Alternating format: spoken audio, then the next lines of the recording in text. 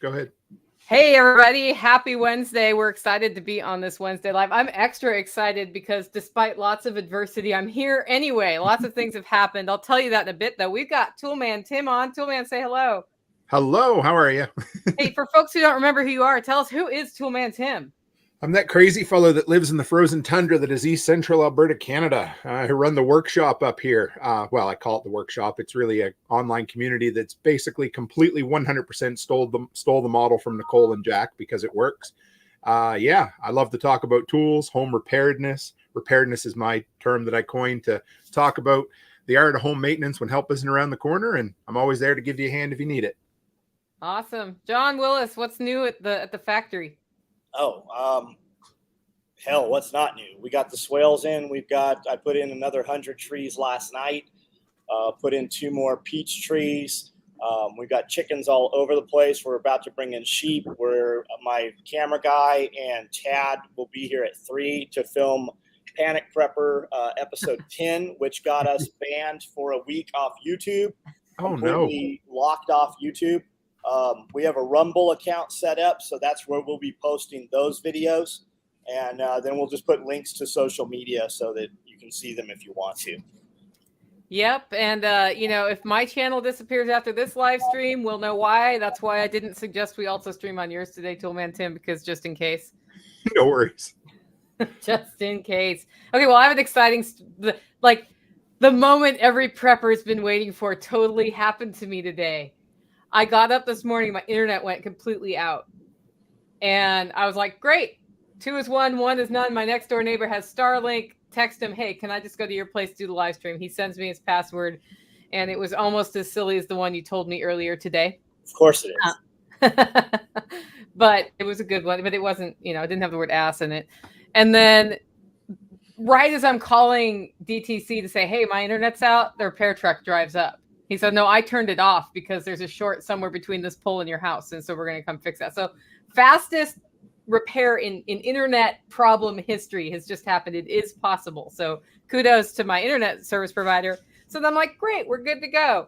Just as I'm sitting down, like 10 minutes before this show, power goes out. Same pole. Yeah, same pole. In fact, I haven't had time to call the power company to let them know it's out. And I was like, well, shit, what am I going to do? Well, we had the power out Saturday, so my generator is already out at this point. And because we had chicks that were in a brooder, so we had to turn it on in the middle of the night.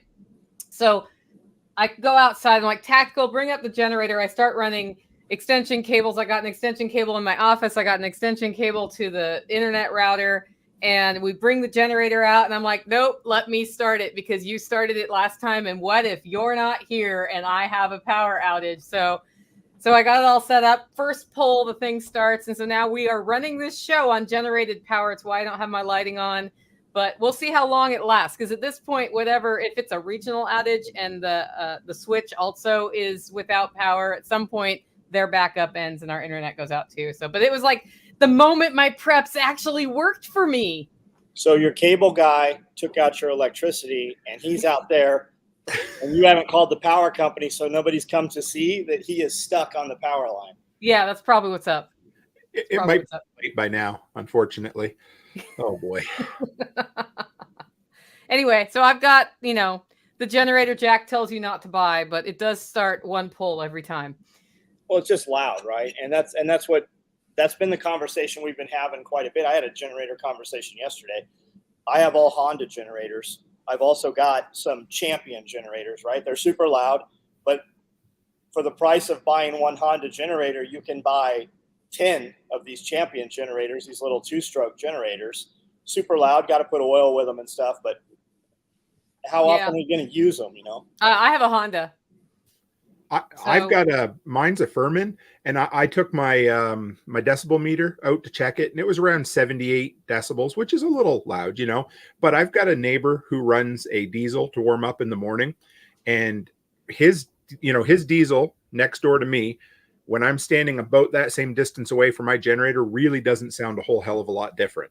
Will it attract attention? Sure. But it's, at a reasonable distance, unless you're an absolute Yahoo trying to climb fences, it blends in unless there's literally nothing else going. Yeah. Yeah, mine's quieter than a lawnmower for sure, but I can hear it through the wall right now.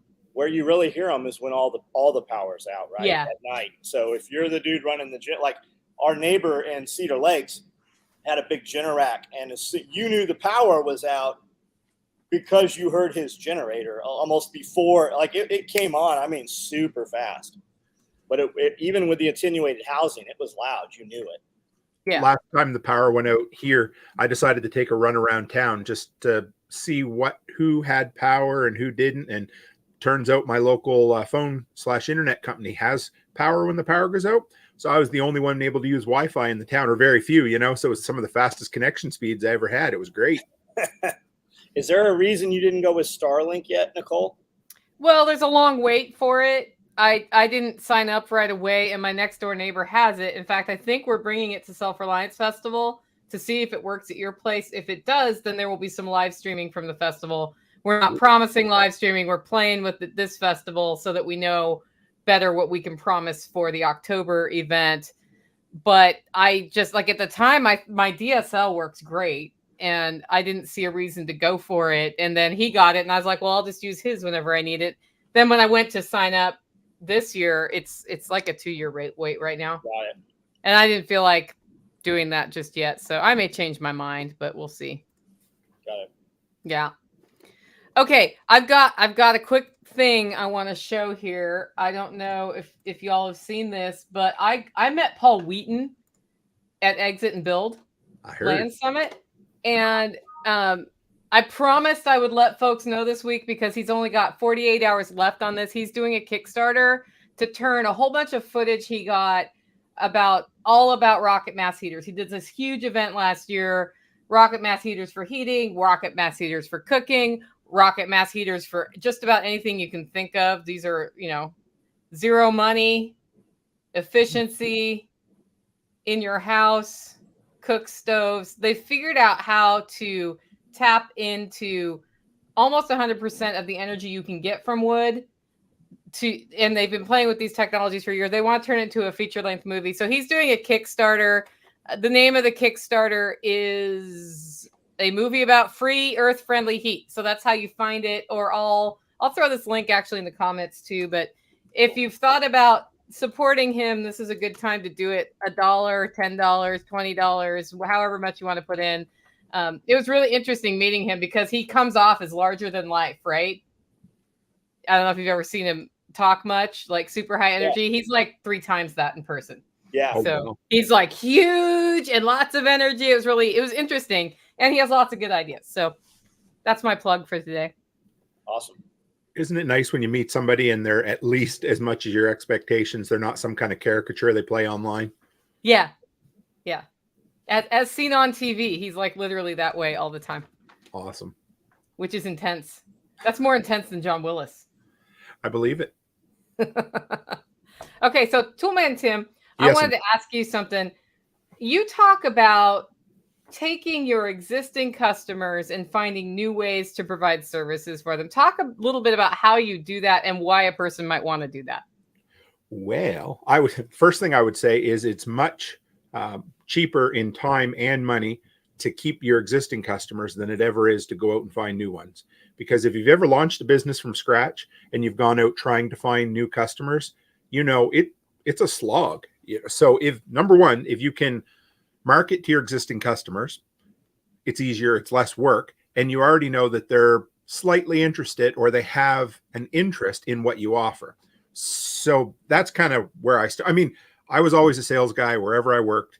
I was always, top 5 sales guy because I liked selling. But one thing I would never do is sell somebody something they didn't need because I couldn't sleep at night. But I did like to sell and I was good at it. But so for me, the biggest thing when you first start out was getting a customer base started. And of course, the earlier you're into it and the fewer customers you have, the more important upselling and cross-selling and, offering existing services to existing customers becomes.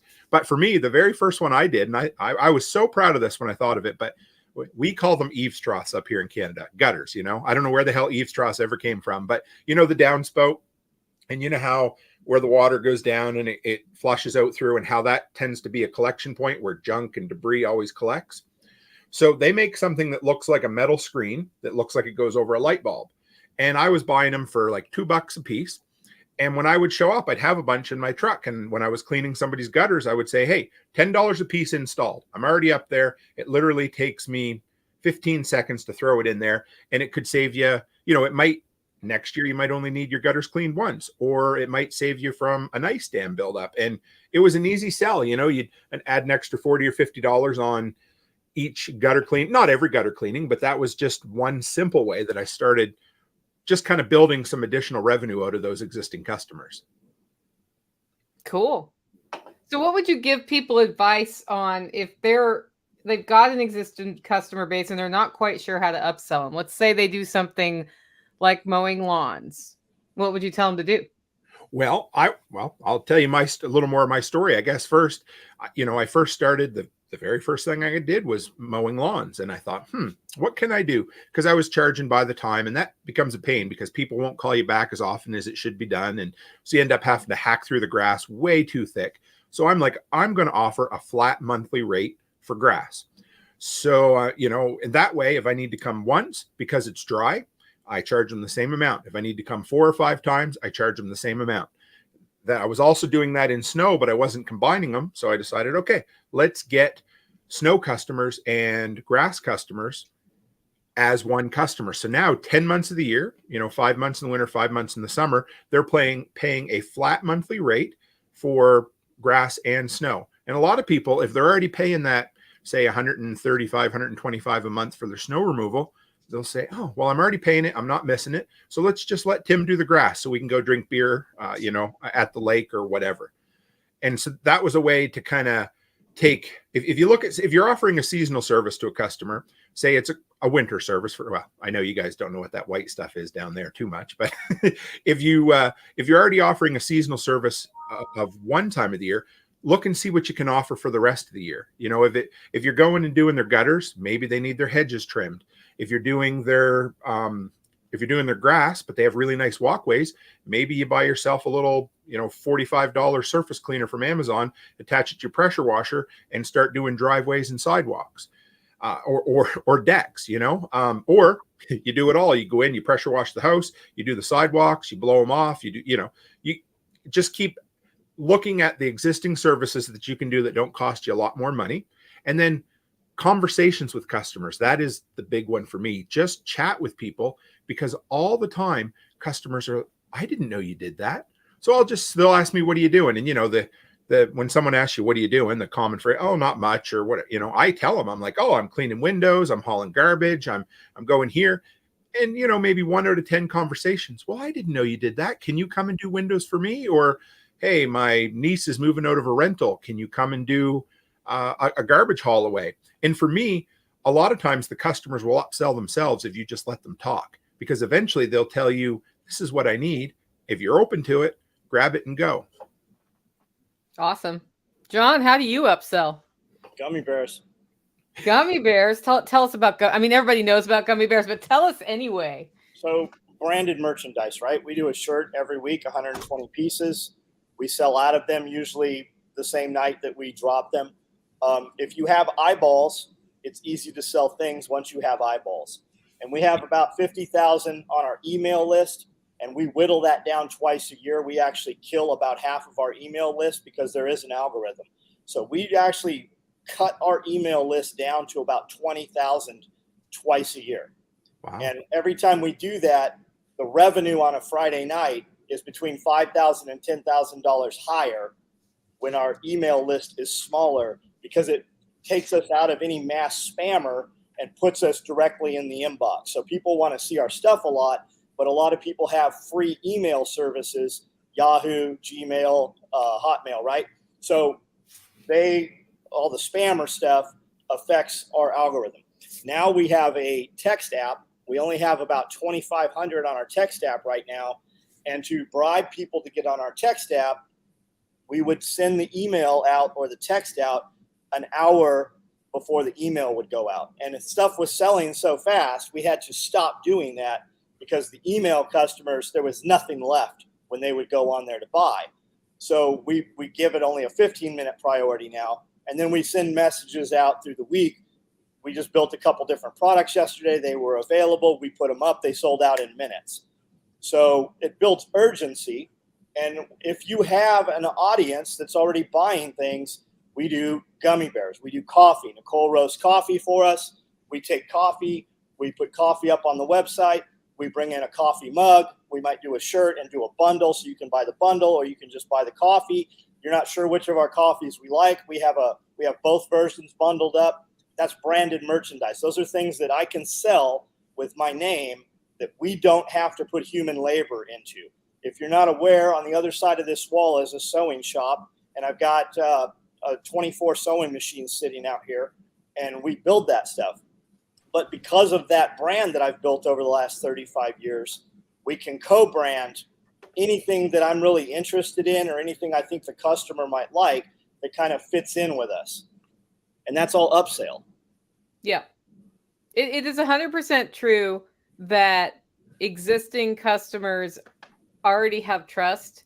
And so it's silly not to have additional options for customers.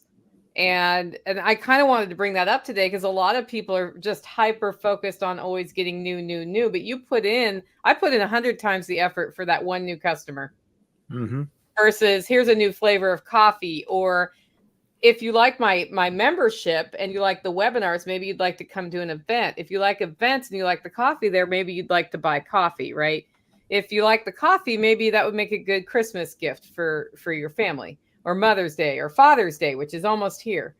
It's being able to add different things, I think, is super helpful. And a lot of people forget how important that existing customer base is. I think another thing I do is if there are shortages, which happened in 2020, my subscription customers for the coffee are the first people I will serve, and new customers, sorry. Mm-hmm. If I feel like we need to just serve the customers we have, we're serving the customers we have. Just like Butcher Box. Yeah.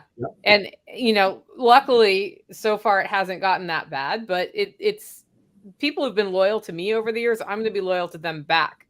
That's how that works. So I like your subscription deal. We put out mystery boxes just kind of as a joke. We had, some seconds and stuff sitting around. We were talking, a couple of us just kind of joking around, and I made up a posting for it. And I said, hey, mystery box, we're going to send you, and it literally said, we're going to send you whatever the fuck we want whenever we get around to sending it. And we're only going to do a small amount of these. So we were on our way out of town to dinner, typed it up, left, didn't think anything of it. Got back that next night, that next morning, we were leaving town to go to Nashville. And Amanda's like, how many did you sell of those? And I go, not many. I locked it at 30. I didn't hit apply. We sold 300 of them at $100 a piece. Oops. 30,000 in revenue in less than a 24-hour period. And now we got to fill it, right? So the mystery box, we put typically a shirt or a hat. There's a sticker in there. There's some product we made. And there's usually something else with another company that we co-branded. So they really like that. Every time we've dropped one, the last one we did was 550 people bought into it. We left it open, I think, for 72 hours. And then, that's the deal. Also, something else you can do is you can have kind of an elite buyers club or a next level, something a little more prestigious, another higher level stuff. And they have to pay to be a member of that group. And then when we drop product first in there, or special things in different color patterns that we only put in there. And I see a lot of my competitors doing that as well. Much, much larger companies, but you have to pay to get behind that wall to even be able to see it. I see somebody on here asking if main source of sales is email. It's now more text message. And I have to be careful even showing stuff because we put a text and email out Thursday, Friday, Saturday. And each one changes a little bit with what we built the day before. But I have to be careful even showing a live video because people will go and buy all that stuff if it's online before it ever even makes it. So we might have an email go out and I've already put a picture of it up on Instagram. Everything we had was gone. It's already gone. So, and then when we go to do an email, there's nothing to put in the email. Yeah. And that would be bad. Hello, this is an email about nothing that never goes anywhere. But we have other co-branded merch. I mean, there's always something. Like right now, Memorial Day, we're running a promotion tonight. I probably shouldn't even be saying this yet. We're running a promotion tonight, and it's going to get you a free bag, handles. It's got some star patterns, American flag pattern stars on the inside. And usually when we run our promotion, it was $50, and we would give you free shipping, and we give you this free item. So whether they wanted to buy anything or not, they would go buy something to get the free item. And a lot of times they'll take the free item and then sell it on the secondary market and make back all the money they made buying the whole thing. And we don't do free shipping anymore with shipping so elevated. And I think our threshold is now $65. But we just did one for Friday. I think it was Friday the 13th. We just did one. It's a little tool bag light. And I think we sold 575 of those things. We actually just bought more embroidery machines, and we have 2 more machines now running just doing these. Yeah. How many people does it take to run those? Is that something that's sort of a set it and forget it? No, that's all Amanda. Does she do 4 machines at once? I think we're running 6 at once. 6 at once. So then the frustration there is if you have a gum up. Yeah, but we're not running big commercial machines, right? So it's not one computer controlling all the heads. Okay. Actual standalone. It's kind of like prosumer, right? I think they're about $1,400 a machine. Yeah. Amanda says, all me. But it's to the point where we have to outsource it, right? We have to take that file to an embroidery shop 30 minutes away and go, I need 500 of these. Yeah. Gotcha. Is it better that way now? I mean, I know you'd probably rather have it in-house if you could, John, but is it, just financially, does it make more sense and time-wise, or? Yeah, it will, because it takes a lot of Amanda's time, and Amanda has very expensive time. Yep. But I mean, literally every employee we have in here is already doing a task. Like I hire people to come in and do shit, and before you know it, we've tasked them. They've moved out of that position. Yeah, Amanda and the Amanda John team is really fun to watch because they're both very good at different things. And because they work together, it makes the whole thing there work. So, and it's very obvious when you come in, you see the difference in working styles. That's an important thing. I was sitting on a panel with Jack Spirko a week or so ago, and he said he hires to his weakness. Yes. He does not hire somebody like him because then that's stupid. He hires for the things he's just not best at. And I thought about that because a lot of people you get along with somebody because they're just like you, but 2 just like yous in one company is not necessarily a good thing.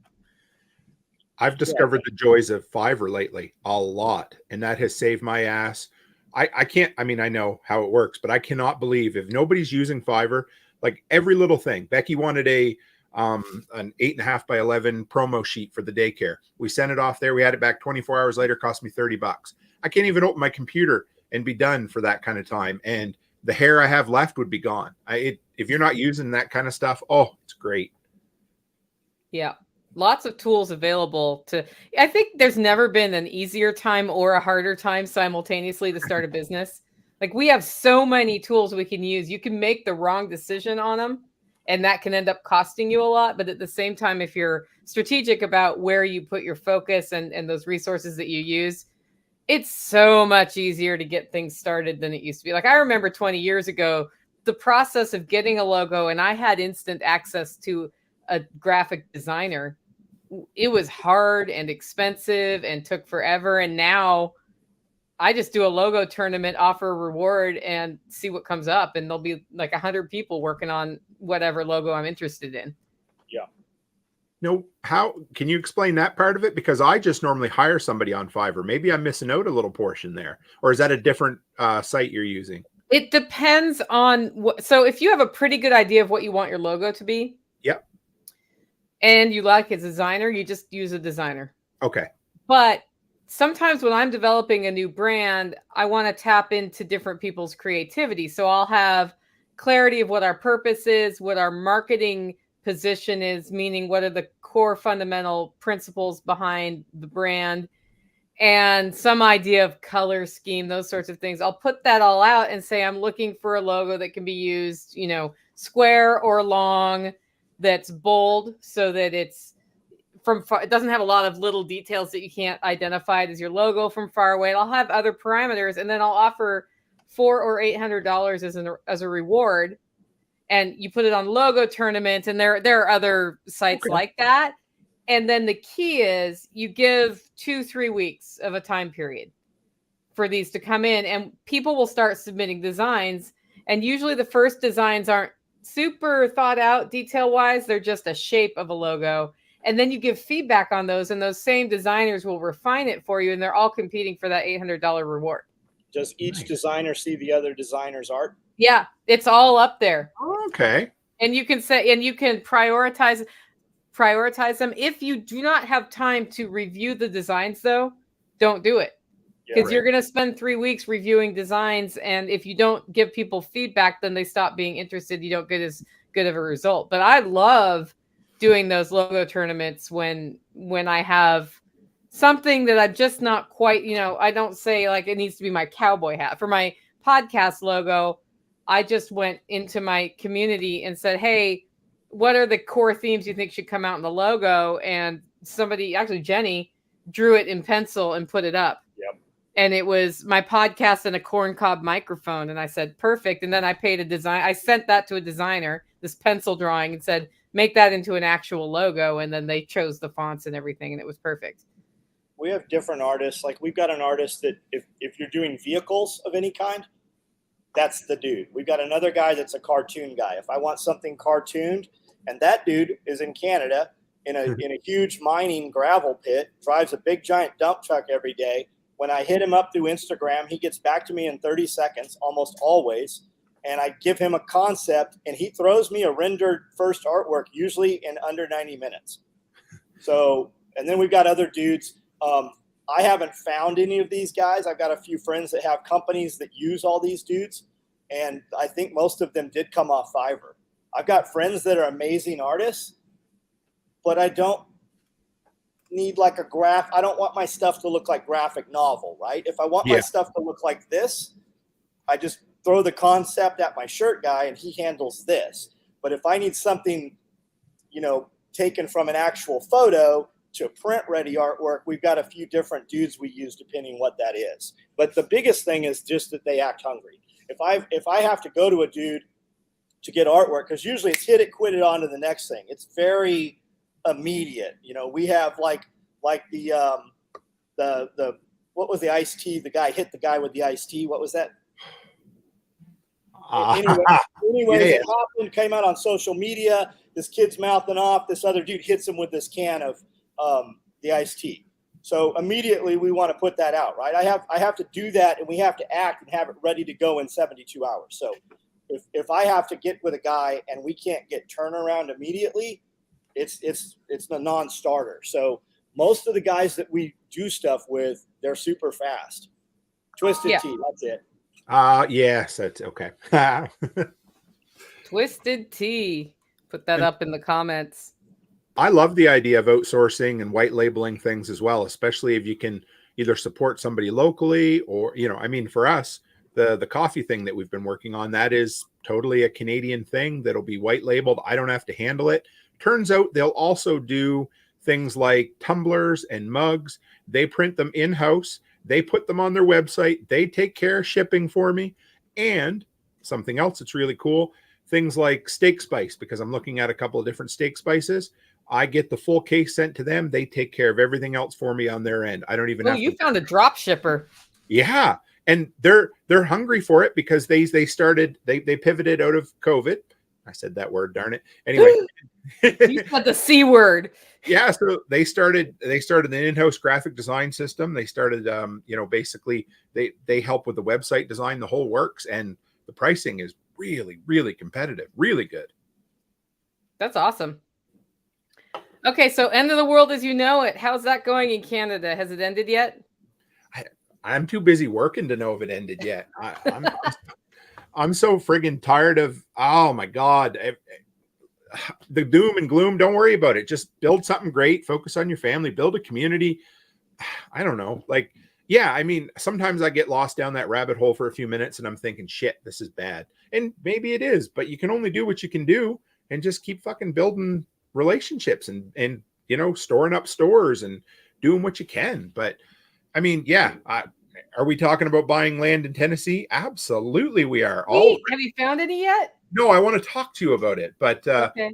that is when we have time. But yeah, no, we absolutely want. Becky left there. She said after she left LFTN, she's like, I've never met people like this. She said, number one, they don't judge, and number two, they're always talking about success and doing things. And women have a little harder time sometimes making friends. I don't want to sound sexist. Maybe that's just my experience with my wife, but she was blown away by how much she connected.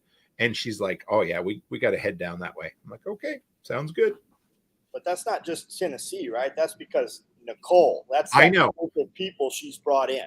Absolutely. That's everywhere. So is the world really ending, right? What if really what's happening is we're just killing the middle class? So there's only going to be low class and high class, right? There is no more middle class anymore. I guess you better decide which one of those you want to step to, right? And even if you're busy homesteading, and that's not to take away from somebody that stays on the homestead all the time, but if they are killing that middle class and you're the dude producing eggs and you're the dude producing chicken breast and you're the dude producing carrots, I would think, especially with the crazy food shit going on, that would be great for you. Like, you have the potential to make so much more. It's literally a mindset thing.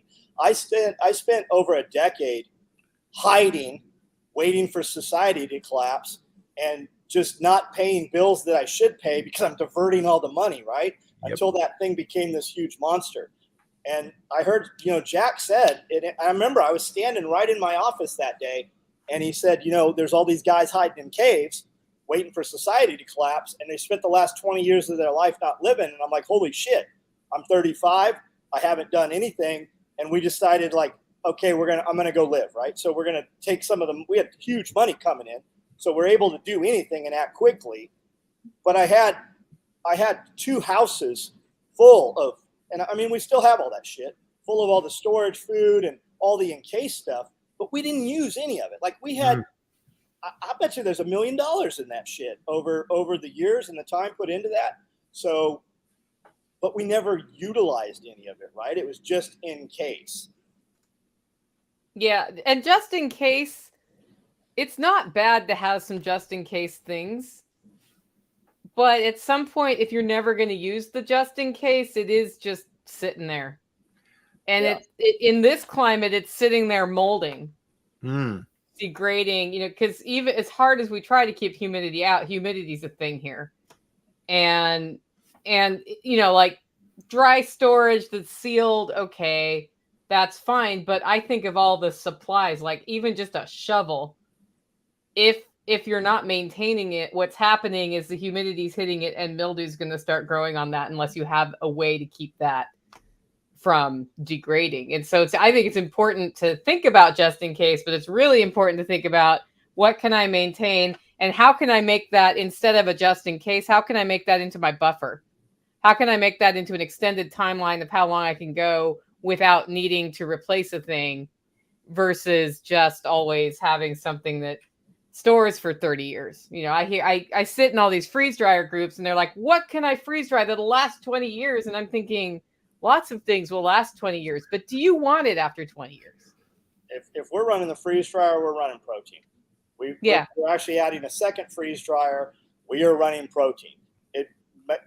Mathematically, it does not work to run anything for us other than meat. I was wondering that. I've looked at it. I mean, I don't know how many times I've thought about buying a freeze dryer, but I would assume that is where your biggest bang for your buck comes. Cause I mean, it's your highest investment and it's the stuff that costs the most on the secondary market too. Is it not?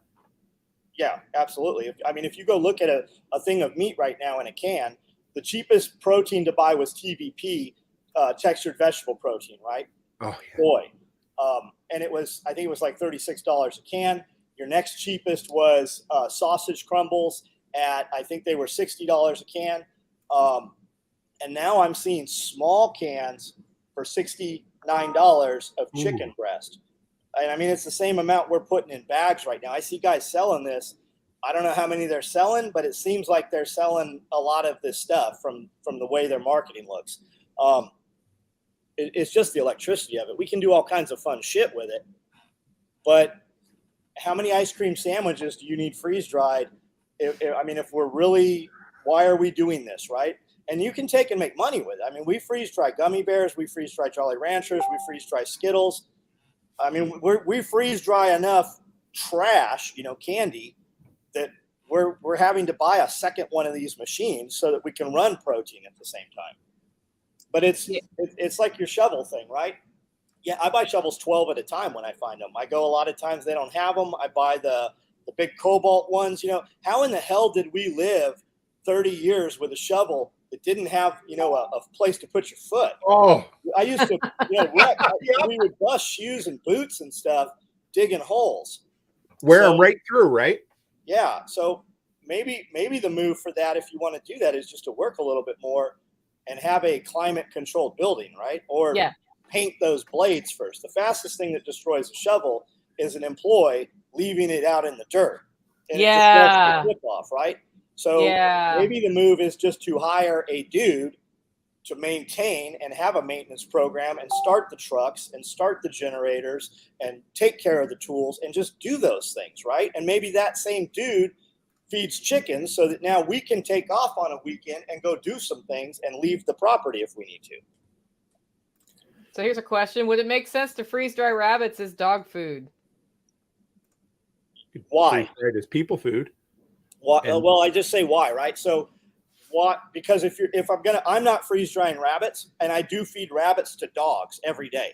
I keep them in a chest freezer, right? When I have too many, the rabbit gets to a weight where the cost per protein conversion pound of rabbit, it ceases, right? So depending on your breed, you're going to figure out where that sweet spot is. I put my rabbits very young. You'll see people say, don't put rabbits on grass until they're 6 weeks. You'll see 8 weeks. We'll pull them at 4 or 5 weeks.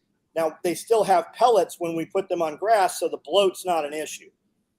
When they get to a size, and we're making a lot of rabbits, I probably have 10 cages up there right now with moms with bunnies, and we've got them hopping out every day. So I've probably got 40 on grass right now in 2 tractors, 20 and 20. Those are about to all, I kill them real fast. And then we're just going to take them. I don't even gut them or anything. We're going to put them right in a chest freezer. We're going to freeze them up. And the only reason we're doing that is because I have so many more coming right now that need to get out so that they're eating grass instead of eating just pellet with mom. When they're in the cage, they're eating all those pellets. But I say that to say, why freeze dry it? Are you not, if it comes to the point where you're using freeze dried rabbits to feed your dogs, are you not also just producing rabbits to feed your dogs? Okay, so this is for long-term storage as a business to ship. If you can sell rabbits as dog food, and if we're having a dog food shortage, that's maybe not a bad idea. Yeah, that sounds cool. Are we calling it dog food to ship? Do you know what I mean? Like, could that? Yeah, I'm wondering if that might be what we're getting at that too. may be a thing. Yeah, maybe. Air quote. Sorry. Yeah. Dog food. I wanted to throw back up right quick about the routine maintenance, hiring a guy. I just had a guy send me this morning an app called UpKept, UPKEPT. I haven't tested it yet, so I'm not endorsing it, but it's apparently something you can set in for doing all of your routine maintenances around your home. So it kind of helps you schedule things and keep on top of it. Sounds really cool. There it is. Yeah, Nicole put it in. I'm getting ready to test it out. I'll probably do a review on it, but it's by Consumer Reports. So they are what they are, but at least they're a recognizable brand. But I'm going to try it out. Let me see. I got it up here on the site. Give me 1 second. Yeah. I know. $1 million question. Yeah. UpKept. Yep. UpKept. UpKeptHome.com. UpKeptHome.com. Yep. I see it. So kind of like Roadie. Roadie, ROADIE. That's another. Oops, that didn't come through. That's an app where you can deliver. Like it's basically a delivery service, Uberized or Airbnb-ized, and you can make some good money on that if you just wait for something in a really rural area that needs to go somewhere else that nobody wants. They keep increasing the price until it's worth taking. And if you live in a rural area, that's actually kind of nice because you might be close and other people might be far. I pay a lot of money to have things fast. Like, I mean, like the chamber vacuum sealer, I paid almost as well. I paid 50% of the cost of the thing to have it shipped here the next day.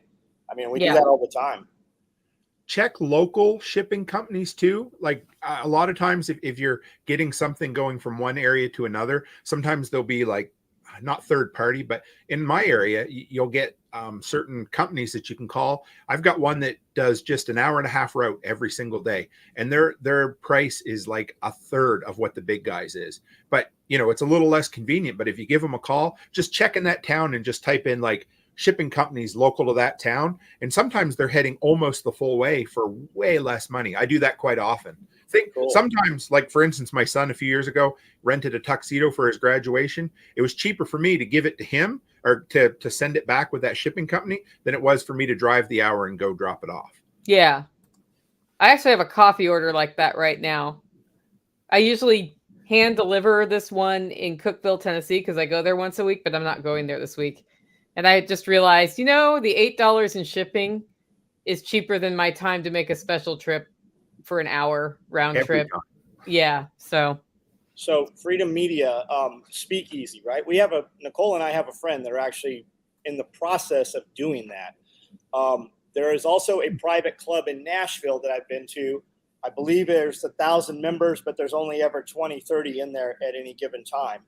And we were invited and we went to a club and talked to the doorman and said, hey, we're heading to this place. And he took us in and then took us into a broom closet that had a biometric reader on it. And then all of a sudden we're in a stairwell. We go upstairs and we're on 4th Avenue overlooking, you know, where all the bars are. And like Dee Schneider's a member there. There's all kinds of, it's all rock stars and shit. And we had our children with us and we're in this bar. And I said, how's this work? And she says, well, we're a private club. So we don't have a liquor license. We don't sell alcohol. We have memberships, and it's a beautiful, like, period built, you know, leather on the walls. It was just awesome. It's exactly like you thought a speakeasy would have been. Yep. Speaking of that friend, is it the friend I'm thinking of who is in another state? Yes. Okay, so another promotion. Neethi, everybody's seen Neethi on here. She does something called a food church, and that's how she uses a membership organization plus a religious exemption to allow people to have access to high quality food. In other words, they can buy meat from cows that they raise and process and a whole bunch of other things. She has put together a course on how to start your own food church. And she decided to tag team that on the Self-Reliance Festival in June. So on Friday the 10th, she will be doing a food church workshop at the same time the pork processing workshop is, and you can get tickets to that at selfreliancefestival.com. It's Friday the 10th from 10 in the morning till 2 p.m. Tickets are half price if you use LFT 50 off, which I've written on the website for everybody. They're half price until the 1st of June. So if you think you might want to go to her workshop, definitely use the coupon code, grab your tickets at selfreliancefestival.com. And if you are a business person of any kind, whether you think you want to do food or food church, sitting in her seminar will put your mind in a little bit different direction, and you will find a way to utilize what she's teaching in your business, even if it applies in no way to your business. When you get around other business people, it takes, if you're the smartest person in the room, you're in the wrong room. Yeah. And I really think as we have a lot of increase in authoritarianism, like authoritarian controls, which is what's happening through zoning laws, through licensing laws, it's been happening for decades now. It's just accelerating right now. Creative ways around that help you exist in both worlds, right? In the underground economy and in the economy. And the food church is one way to do that. And when you see her thinking and how she's put it together, that does, as John said, that gets you thinking, oh, for my thing, this is a way I could be creative about that. Just like selling rabbits for dog food. Think think about this, right? So I can process these rabbits here, and I can eat them. I can process these rabbits and give them to you in Ziploc bags, all chopped up in meat, ready to go on the barbecue grill. There's never a problem with it until you give me $15 for that rabbit and I hand it to you chopped up in meat. I can give you the live rabbit for $15. I can give you the dead rabbit for $15. But if I turn that rabbit into meat, some guys with guns want to come to and arrest you for it, right? So if you had a club or a membership or a church, then they're paying to belong to that. And as a benefit of that, they get free chopped up rabbit, right? So if the dude knocks on the door and like, hey, can we come in? No, you can't come in here. This is a private church. Well, we heard you're selling meat. I don't know what you're talking about. Did you buy some meat? Do you know anybody that bought some meat? There's no meat here. Can we come in? Oh, no. That door's locked. No, you're not a member. No, you have a warrant? I don't see a warrant. Yeah. In my home province, when they first brought in the GST, so we don't just pay provincial tax, which is like a state tax. They also have a federal goods and services tax. So when they brought it in, it applied to goods and services, but not things like vegetables, right? So a lot of the, what do they call it? Dry cleaning places at the time, you would go in, you would pay for your dry cleaning. They'd hand you a potato and you'd walk out and you didn't have to pay taxes because they were doing your dry cleaning for free and they were selling you a potato for the exact price of the dry cleaning. Yep. I loved it.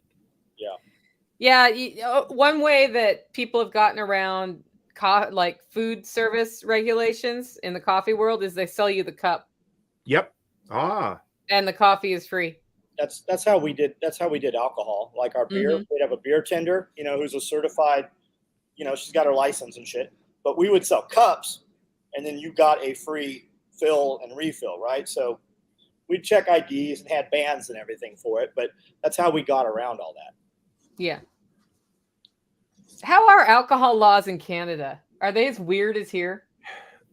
Yeah, number one, actually, they're maybe slightly more lax in certain. Well, anyway, I always call Alberta the Texas of Canada. I haven't been to Texas, but I mean the mindset. But anyway, 18 is the drinking age in Alberta. The rest of the country, other than one other province, is 19. So we're still kind of below the 21. Alberta has a very, very relaxed view on drinking in general, like community wise, that I would say maybe even the drinking and driving kind of mindset is still there. But we have a lot of provinces and places. The only place you can get liquor is the liquor store. So you go and it's a provincially run liquor store. Whereas in Alberta, at least, all of them are privately run. You can buy liquor from hotels and take it away with you. You can take, you can order it through like Skip the Dishes or Uber Eats, that kind of stuff. But a lot of the provinces is very much, this is the only place. And when I first went to the States, it kind of was interesting because you go into 7-Eleven, there'd be beer in the cooler. I'm like, oh, I like this. You mean I'm an adult? And you go to the grocery store and they'd have wine, but it hasn't quite got to that point here yet, for sure. Some states have drive-through. You can literally drive up and get booze. And Texas. Your passenger can get a fucking margarita right there while you drive. Wow. They can drink. Yeah. Here, they call them package stores here. And then like even our Costco has a booze store, but you don't have to have a Costco membership to go to the booze store. It's individual. It's just tacked on there. Our Costco's that way too. I always thought you had to have a membership. Just recently found out. But in Nova Scotia, where they have government only stores where I grew up, they had one drive-through one, and they couldn't put the ice and the beer in the same part of the vehicle for some stupid government reason. So the beer would have to go in the trunk, the ice would go in the back seat or whatever. That's just government at its best. Yeah, so. We had that with our liquor stores for a while where they couldn't sell limes with the tequila. So if you wanted a margarita, you're like, I'm going to buy my liquor here. I'm going to get my limes there. And then when we got wine in grocery stores, the liquor store said, fine, but we want to be able to sell limes and other mixers in the liquor store because we're going to lose everything to the grocery stores otherwise, because they'll have an unfair advantage because they can sell limes and wine. Yeah. So that's how things loosened up here. Because it's when I first moved here, it was kookier than Oregon, and Oregon has government liquor stores. basically. Didn't the They tell Kennedys you make- everything, like what size sign you can put where. Oh yeah, that's yeah. The Didn't they- taxes. Oh, sorry, John. Go ahead. Didn't the Kennedys make all their money bootlegging and bringing booze back from Canada? Yeah, I believe. Prohibition? All I can say is, I mean, this might be slightly off, but in my hometown, we have, obviously a wharf where on the Atlantic Ocean, and a lot of the very well-to-do business people may or may not have made their fortune through illicit substances. So, I mean, it was a very common practice for sure. And yes, from what I understand, I think the Kennedys did do quite a bit of that. Yeah, I was driving around in Texas and I was really tempted to go to one of those drive-through margarita places, but I was pretty sure that didn't mean I could do that because I was driving. So Well, you just couldn't drink it till you got home. yeah, I wasn't that into a margarita that probably had sugar in it. I'm a weirdo. I drink margaritas with no sugar. I just lime juice margarita, little Grand Marnier, totally happy. Yeah, That's the way it should be. I have a margarita every night, has no sugar. Yeah. So you do the same. So you know. Yeah. Yeah. I've never had a margarita. I'm gonna have to try one now. What? Isn't that something? I know, but You came to LFTN 22 and no margarita. There was margaritas there. I was too busy drinking bourbon or some of the cool, I will now. You guys got me talking. I got to try one. So Are you coming here in June? no, not this time. I Are you will coming though. here in October? We have a So- whole bar here. I'm going to be in North Carolina in September, and I unofficially would really, really like to be in Texas in November. So it looks like those other things, I'm definitely SOE next year and LFTN next year for sure. 100%. What's in North Carolina? Prepper camp. Okay. I'm going to be speaking there. It's 4,000 people. It's the largest outdoor prepper expo. I'm going to be speaking all 3 days on preparedness. I'm quite excited. It's a big deal for me. I'm quite excited. What are the dates? 7th to not. Darn it. I'll Couldn't even be close to October 1st and 2nd. You could just stay. Trust me, I've thought about it. Yeah, it might be later. That might be when Becky's going to Vegas. I get the dates mixed up. I'll figure it out. Doesn't matter. I've got all my EMP shield here, Steph. I need you to hook up.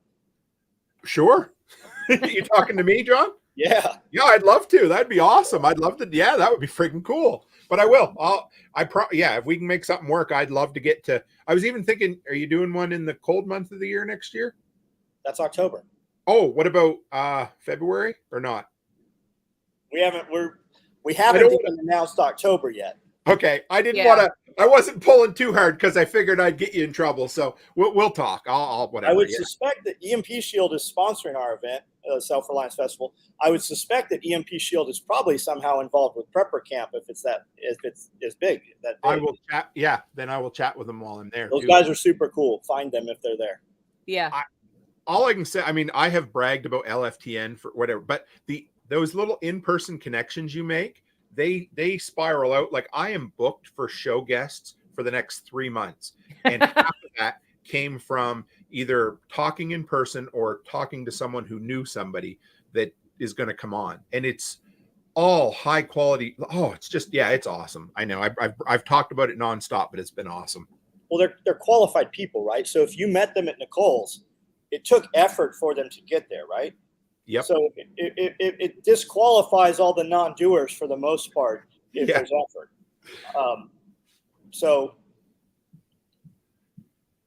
No, you're absolutely right. I agree. And anybody who's willing to put a little stake into it and get there, like you said, number one, it means that it means something to them.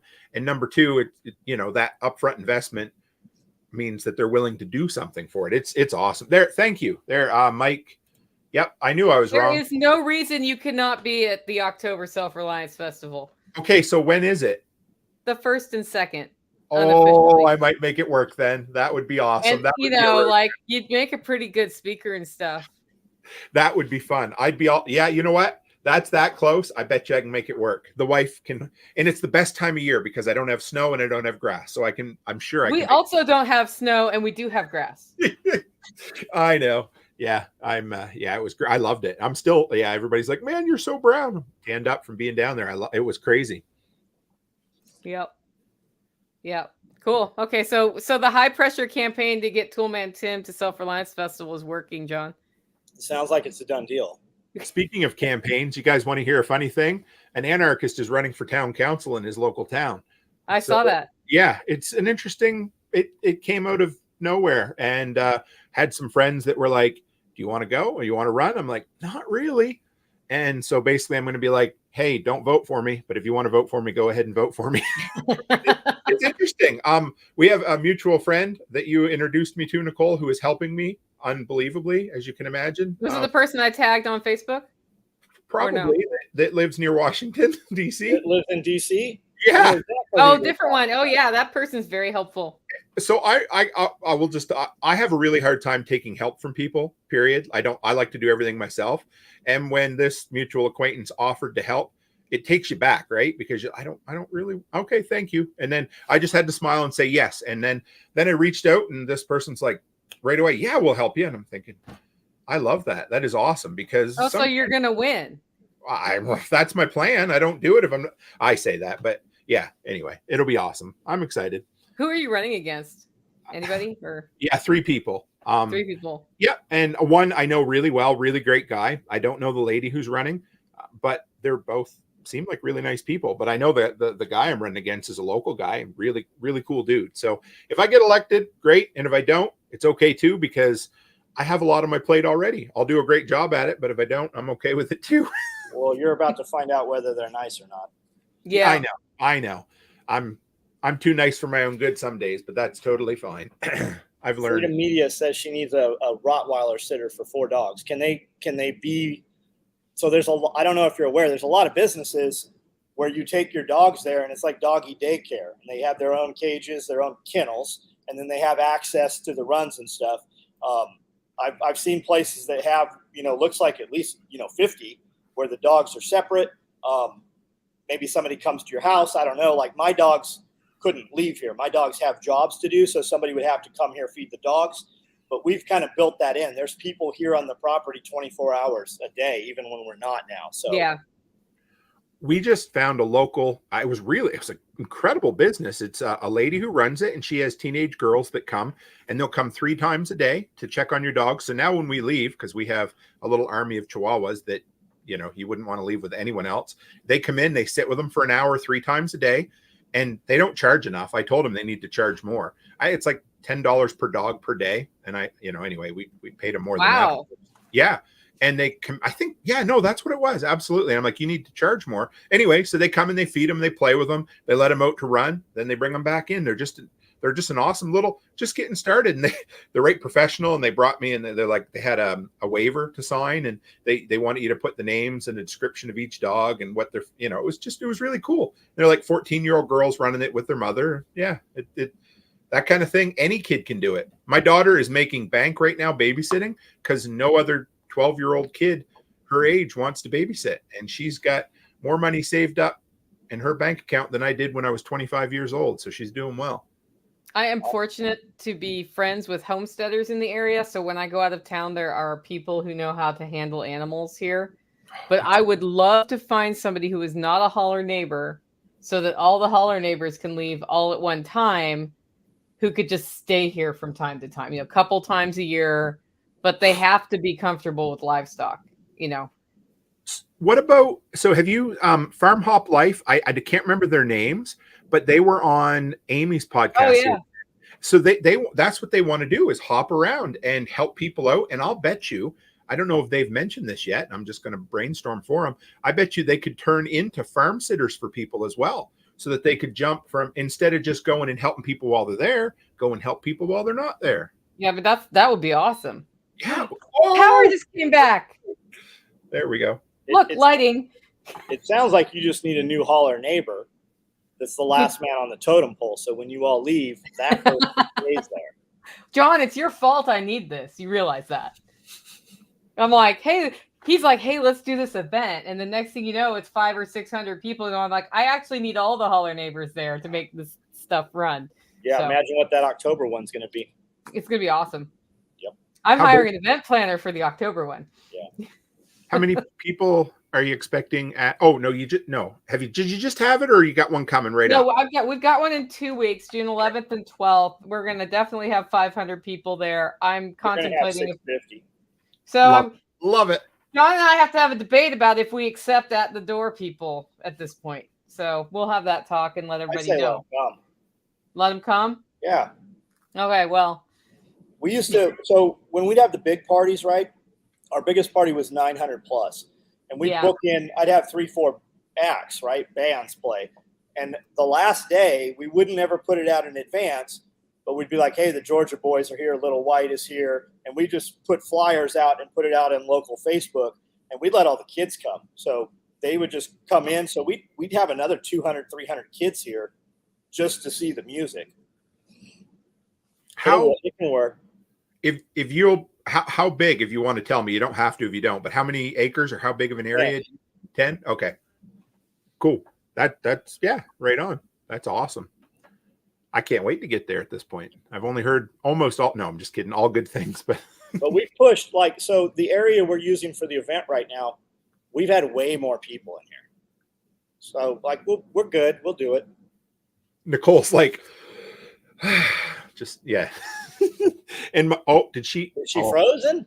I was like, yeah. I'm like, man, she's not moving. I was like, that is the longest I've ever seen her hold a stare before. Yeah. So just before I got live here, John, I just bought a Dewalt Cordless Kit. It comes from, anyway, it's got a long extension on it so I can screw down deck boards by standing up. Cool. They run all the collated screws. They're about twice as much, but yeah. Time it's going to save me doing decks. Oh my, yeah, I'm pretty excited. I thought if I had a chance, I'd tell you that. Yeah, they even got like the belted nails. I've seen all the DeWalt stuff. It seems like nobody's even using air anymore. It's all battery stuff for the most part. Oh, it is. Yeah. My finish nailer is all battery. I love that. Oh, yeah, there's no need, except roofing is still a little bit weird. Some of the guys, they can't, those, the coil nails they use for roofing. Yeah. There's some kind of, I don't know exactly why, but they have a hell of a time getting those to feed properly on a battery operated. See, Nicole, you're gone for 2 minutes. I started talking about DeWalt. I saw most of the companies actually put out all their own linked, I call it ammo, right? Linked ammo for all their power tools. So it seems like when you have the tool, you got to use that company's stuff. They like to say that. I mean, in my experience previously, especially with collated nails, what company brought out, I think it was 34-degree nails. When they brought them out, they were basically universal for any air nailer because, except the 28s, anything between 30 and 34 would work. So sometimes you just got to, bite the bullet and test things, because a lot of times if you take, sometimes I found that a different company's fastener will pair better with that company's tools. So sometimes it pays, or if you know a guy, say, hey, can I bum a strip or two or trade you a couple of strips from your brand just to see if they play better with my tools? I've done that some. So I just bought a red hammer drill. We just put in all these swales up here. Yeah. We're putting in 1,000 trees. So I'm using this 2-inch auger. Actually, I think it's a 2.5-inch, 3-inch auger. So having that hammer drill, I just bend over. I don't even have to touch the ground. This sucker's, it's this long. Yes. But it'll break your wrist, man. Like if you don't have that extra handle, and the Milwaukee one has a little tiny skinny long handle, but a good handle, right? And I'm like, there's no way this is going to work, man. It is awesome. Just because my DeWalt has a handle like right here. Oh, this thing, so I can brace the battery against my thigh and drill these things in. But man, if you're not careful, it'll break your wrist. Was that a Hilti or was it a Milwaukee? Milwaukee. Okay, because I rented a Hilti last year when I busted through my cistern and turned it into a prepper pantry. And that thing was awesome because, yeah, again, you could do the same thing. It had a long handle and you could put it against your hip because it's like, I know you guys probably can't use augers too often in the ground down there. You hit a rock, but on the occasional rock I do hit on the prairies. If you don't have it right up against you, you can be in trouble. Ooh. So I have an auger for a 35 horsepower John Deere, and it augers really well, but it won't come out. It literally lifts the front end of the tractor off the ground. Oh man! We have to disconnect the auger from the assembly to the PTO, and then we have to use a giant breaker bar to get this sucker out. So now I have a 75 horsepower skid steer, and we have an auger for that. So I've got augers anywhere from 12 to 36 inches. You ever figure out why it won't come out? Even in this is a gravel pit. Okay. Everything here is chert, which is basically super dried out clay and rock. Jack got a kick out of me because I did 23 posts, never hit a rock, and I used to shop back. I don't know what that's like. I used to shop back to get the last little bit of soil out of the bottom of the hole, so it was perfectly flat. Nice. Yeah, I think if we do any more fencing, when we buy more property, I'm gonna buy one of those pile driver assemblies that just drives the poles. they're so nice. Yeah, they're expensive though. They're common around here, and I mean, you'll probably buy new. I know you like to buy new, but a lot of times you drive around and you just see them sitting out in a farmer's field, and if you go and talk to them, oh, that doesn't run in 10 years, whatever, give me for it. Yeah, you can save some money. Yeah, they're driving 6-inch wood posts 36 inches into the ground. I always liked those. They used to bring in the real big ones when they put the pylons for the wharf on like the on the Bay of Fundy, the salt water. I mean, those things are, I don't know, they're probably 50, 60 feet long or more, and they just drive them down. You feel them miles away. The shock waves just carry through skyscrapers when they do They that. had these weights in them that are just massive, and they'd pull them up, and they'd go down, and the damn post would only move maybe 1/8 of an inch. They'd be, because but it was cool. As a kid and even as an adult, I loved watching it. Yeah. So Nicole, you dropped off the feed when I said, "Oh yeah, we can do 900," and I kept waiting for you to move. Yes. And I kept waiting, and I'm like, "Is she mad?" And then So we thought you froze in like terror. Like deer in headlights. No. It was a perfect look too, wasn't it, John? She's just it was. Yeah. It was. Well, I was all excited because the electricity came back on, which apparently when the electricity comes on, your internet goes out. Oh yeah. And then there's so 3 is for me, there's a backup internet solution, and I was just connecting to that, and then the internet came back up again. So I think it's weird because it's still running on the generator at this time. So there was no reason unless the switch up the hill decided to reboot itself. So if anybody knows a solution for this, when I hook up my generator, a lot of times I'll let mine run. If it's during the day and you can't see your neighbors, mine will run for a couple hours after the power comes back on because I don't even know that the grid power's back on. Yeah. And so I'm all smart, and I signed up for the text alerts. Sometimes they'll send them to me. Sometimes they'll be hours later. So I don't know if anybody knows of a monitor out there or something that'll. Do you run everything on your generator? I do. I've got it. You need one thing that's not on your generator that comes on. That's what you need. That's a simple idea. I could do that. Sure. Yeah. I could. Red light bulb. I mean, we had such a wonky power outage on Saturday. It was bouncing on and off, which is really bad for your fridge and freezer. So I finally just turned off the main breaker to the house, and then we put the chickens on the generator, and I went to bed. And when I woke up, I was like, well, the only way I know how to test this is turn that main breaker back on and see what happens. And I have no idea how long the power was on. Similar, thing. Which means it doesn't matter. Yeah. Yeah, that is very true. Man, yeah. Which means you're in an awesome position as you are right now. Yeah, you got a good spot there. Well, apparently we have trees bouncing on lines this week. That's what I perceive it to be, because it's like something's hitting something. We had we're supposed to have rain today. We had some rain yesterday. We had rain the day before, which is good.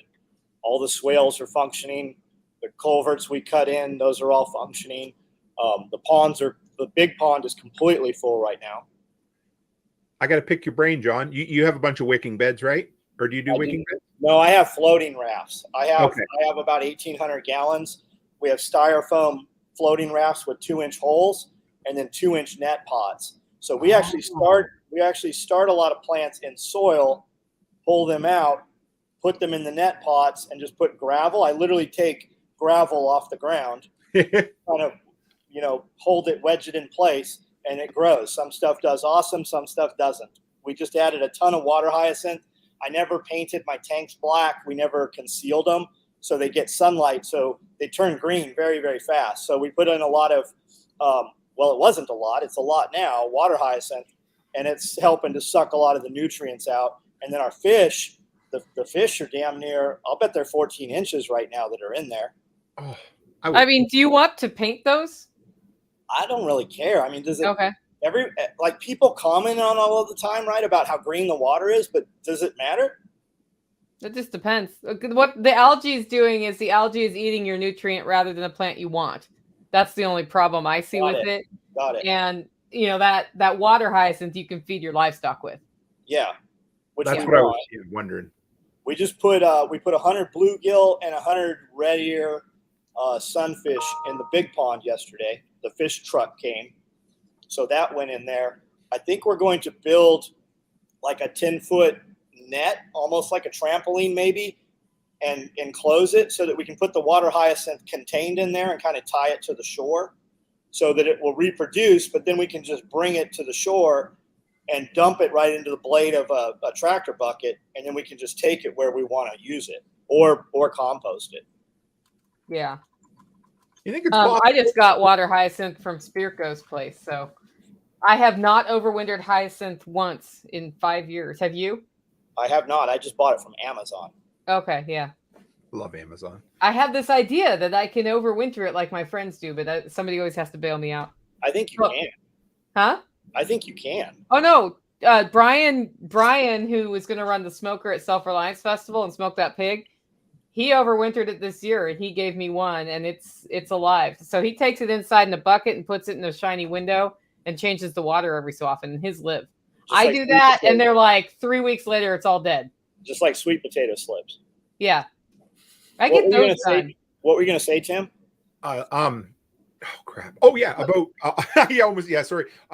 Fish, like outdoor fish. Do you think I could?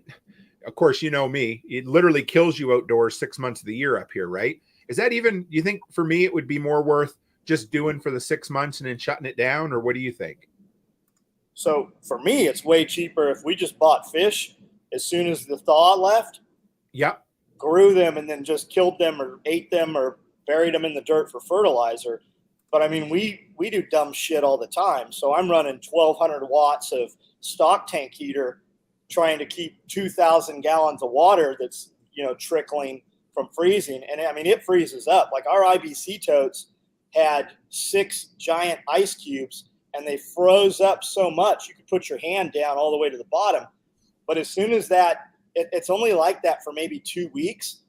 And the one tank that has the fish, we leave the stock tank heater in that one. Okay. And it froze too. And we're like, oh, those fish are gone. But it's never killed them. And we're using butterfly koi. Okay. Yeah, I just we'll have 2-3 weeks sometimes at minus 35 or 40. So it gets, and we have a frost line. I probably told you this, of about 10 feet. So, I mean, I'd be willing to try anything, but yeah, go ahead. Okay. People who have ponds in your area, do their fish overwinter? Have you ever seen the guys take the chainsaws in the lake, cut them? Oh, yeah. The blocks, and there's a fish in there, and they put it on the shore, thaw it out, and the fish starts flapping. Have you ever seen that? I have. I never thought of that. Yeah, fish have like an antifreeze in them or something. That would be so antifreeze. Crazy. No, fish emulsion in my car. See how that goes.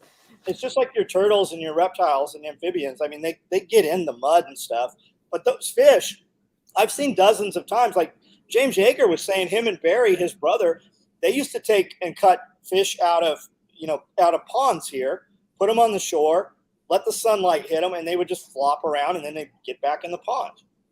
How many fish can you raise in an IBC? I know that's all relatively speaking, but I don't ever do what people say you can do. I mean, sure, how many should you do?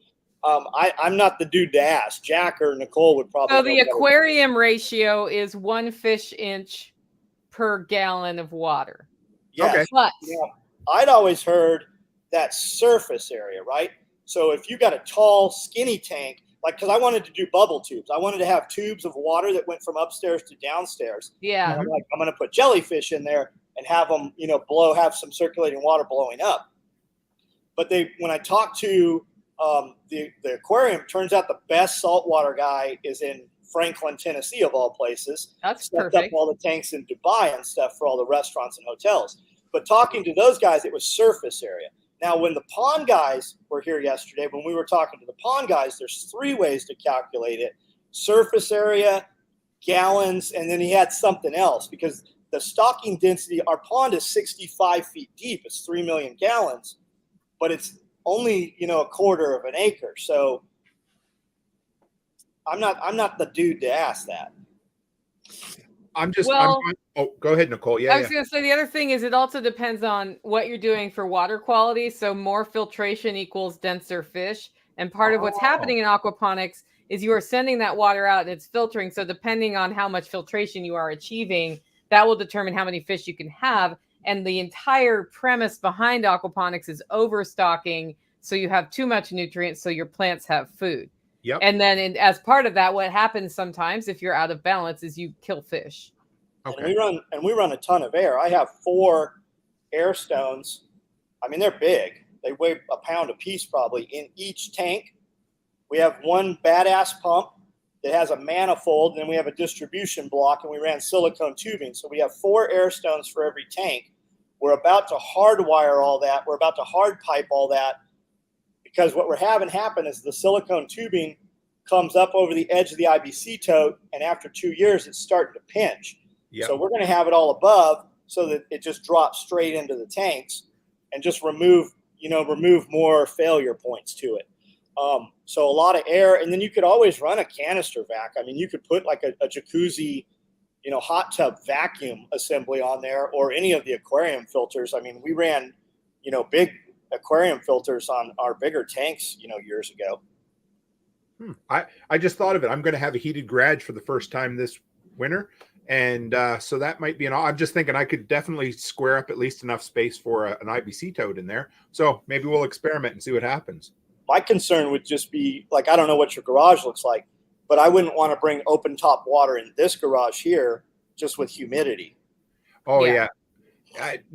I'd never have I say that. It's getting pretty tight. Yeah, I suppose in an enclosed, I might have to have a little bit of circulation, but humidity in general is not an issue here ever. But in an enclosed area, it could become a little bit, but it probably would only serve to bring it to a comfortable level, I'm thinking. Do you ever do anything with shipping containers? Mm-hmm. So I have 2 of my own, but I haven't modified. Doorbell. Do they condensate? No, not here. There's a worry of that, but not really here. No. So mine, you'll open them up and they're literally raining inside. Yeah. It'll be ice outside, but the sun will heat them and they're just dripping. Like I have a commercial dehumidifier inside one of them. Oh. And it's constantly running, and pumping through a garden hose. And then I've got 2 other in there. But I heard that if you cut vents, they make these vents that go right in place that meet the corrugation. So if you put a vent on each side on one end high and put a vent on the other side low, it'll kind of it'll do like a swirling thing, like a convection or something through there. You know what? I wonder if that's why I don't have a problem. Mine came pre-installed with a few of those vents on like every 4th corrugation all the way along the top. Oh, yeah. But we have, I can literally store like rock salt, for instance, year round in there, and it's as good as the day you put it in. Wow. I know, right? In Nova Scotia, at the hardware store where I worked, we could not over summer rock salt. If we did, we had to sell it for like a penny on the dollar, because Tony, the guy that used to buy it from us, would literally throw it on his garage floor with a sledgehammer to break it apart. So you have to run it through a wood chipper. Yeah, exactly. Yeah. Rock salt wood chipper. Wow. The other thing, Tim, is I don't know what ponds do with a stock tank heater in your climate, because mine, I don't let mine freeze like John does. I put the stock tank heater at 36 degrees Fahrenheit. It kicks on and it keeps that water at about 36 degrees. I just don't know what that looks like at 30 below, if that's even a thing. About like that.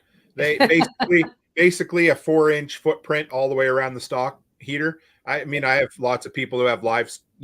It basically keeps a hole open that a cow or 2 can get their mouth in, and but yeah, I don't know deep, but there's no way it would keep it completely thawed. Like you'd probably, And then circulating the water makes it harder to freeze. Mm-hmm. So that's the other, because I've been below 0 here, but only for an overnight, and then it doesn't come above freezing. And I've got water going through exposed pipes in my system, and it does not freeze. We have because it's moving. We have frost-free faucets. Love those. Which, terminate down. There's an extra tube inside that lets the water drain out. When you install them, you put this pocket of gravel in there, and the water runs in there, and it's below your frost line. We had those freeze up this year.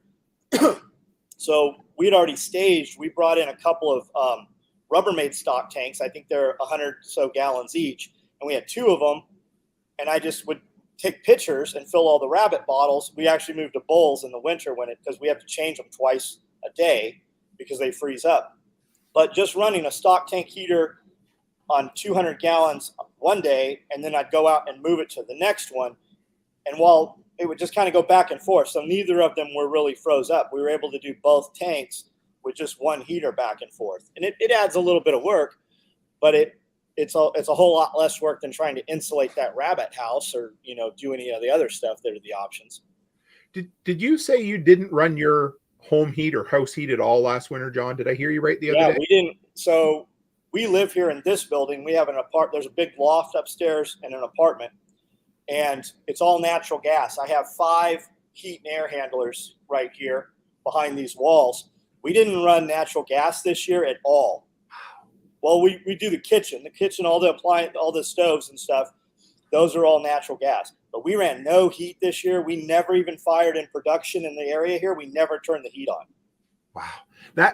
So, we were talking about shit hits the fan, everything. That's one of our biggest concerns up here. I mean, is literally surviving through the winter if it got that bad. And that's a quarter of the reason I was talking about land somewhere south. It would sure be nice to be able to, subside somewhere where you literally didn't have to spend every living minute trying to find firewood or something. Well, it was cold here. I mean, I think it was colder than it had been in a long time. I was outside in big ass bunny suits and stuff doing farm stuff, but when the contractors came through to put the lighting in, I said put twice as much lighting as they recommended, and I said I want the brightest stuff, which was T5 HOs, and they'll burn the shit out of you. Yep. So because we run so much light that's kicking out just crazy heat, I think that's why we didn't have the heat inside. But in the years past, we have. So we are adding wood heat, though. I have nothing that burns wood. We're adding a furnace as well as a couple stoves and then an actual Amish cook oven. I have a lot of wood. I have a wood processor and everything. But inside, we have nothing that's capable of burning wood. Okay. Yeah, and Tim, the rocket mass heater suggestion here from Freedom Media Corps, you may want to look at just how those work. Oh, yes, because absolutely. My experience with one is just in my well house, and I have to rebuild it because we made a mistake with the mortar. But when it was working, it was 2 hours of burning, and then it was warm in there all night. And it wasn't that, and it was like that much wood, right? It wasn't a ton of wood that burnt. It was just little sticks that I was throwing in it. The pioneers did it. You know what I mean? I get that the rocket mass heater would be less work, but it's less work to an extent. I mean, more work up front, maybe a better way, because you got to build the thing. And you're also literally, I'm not sure where Freedom Media is from, but it's literally minutes from life to death when it's that cold.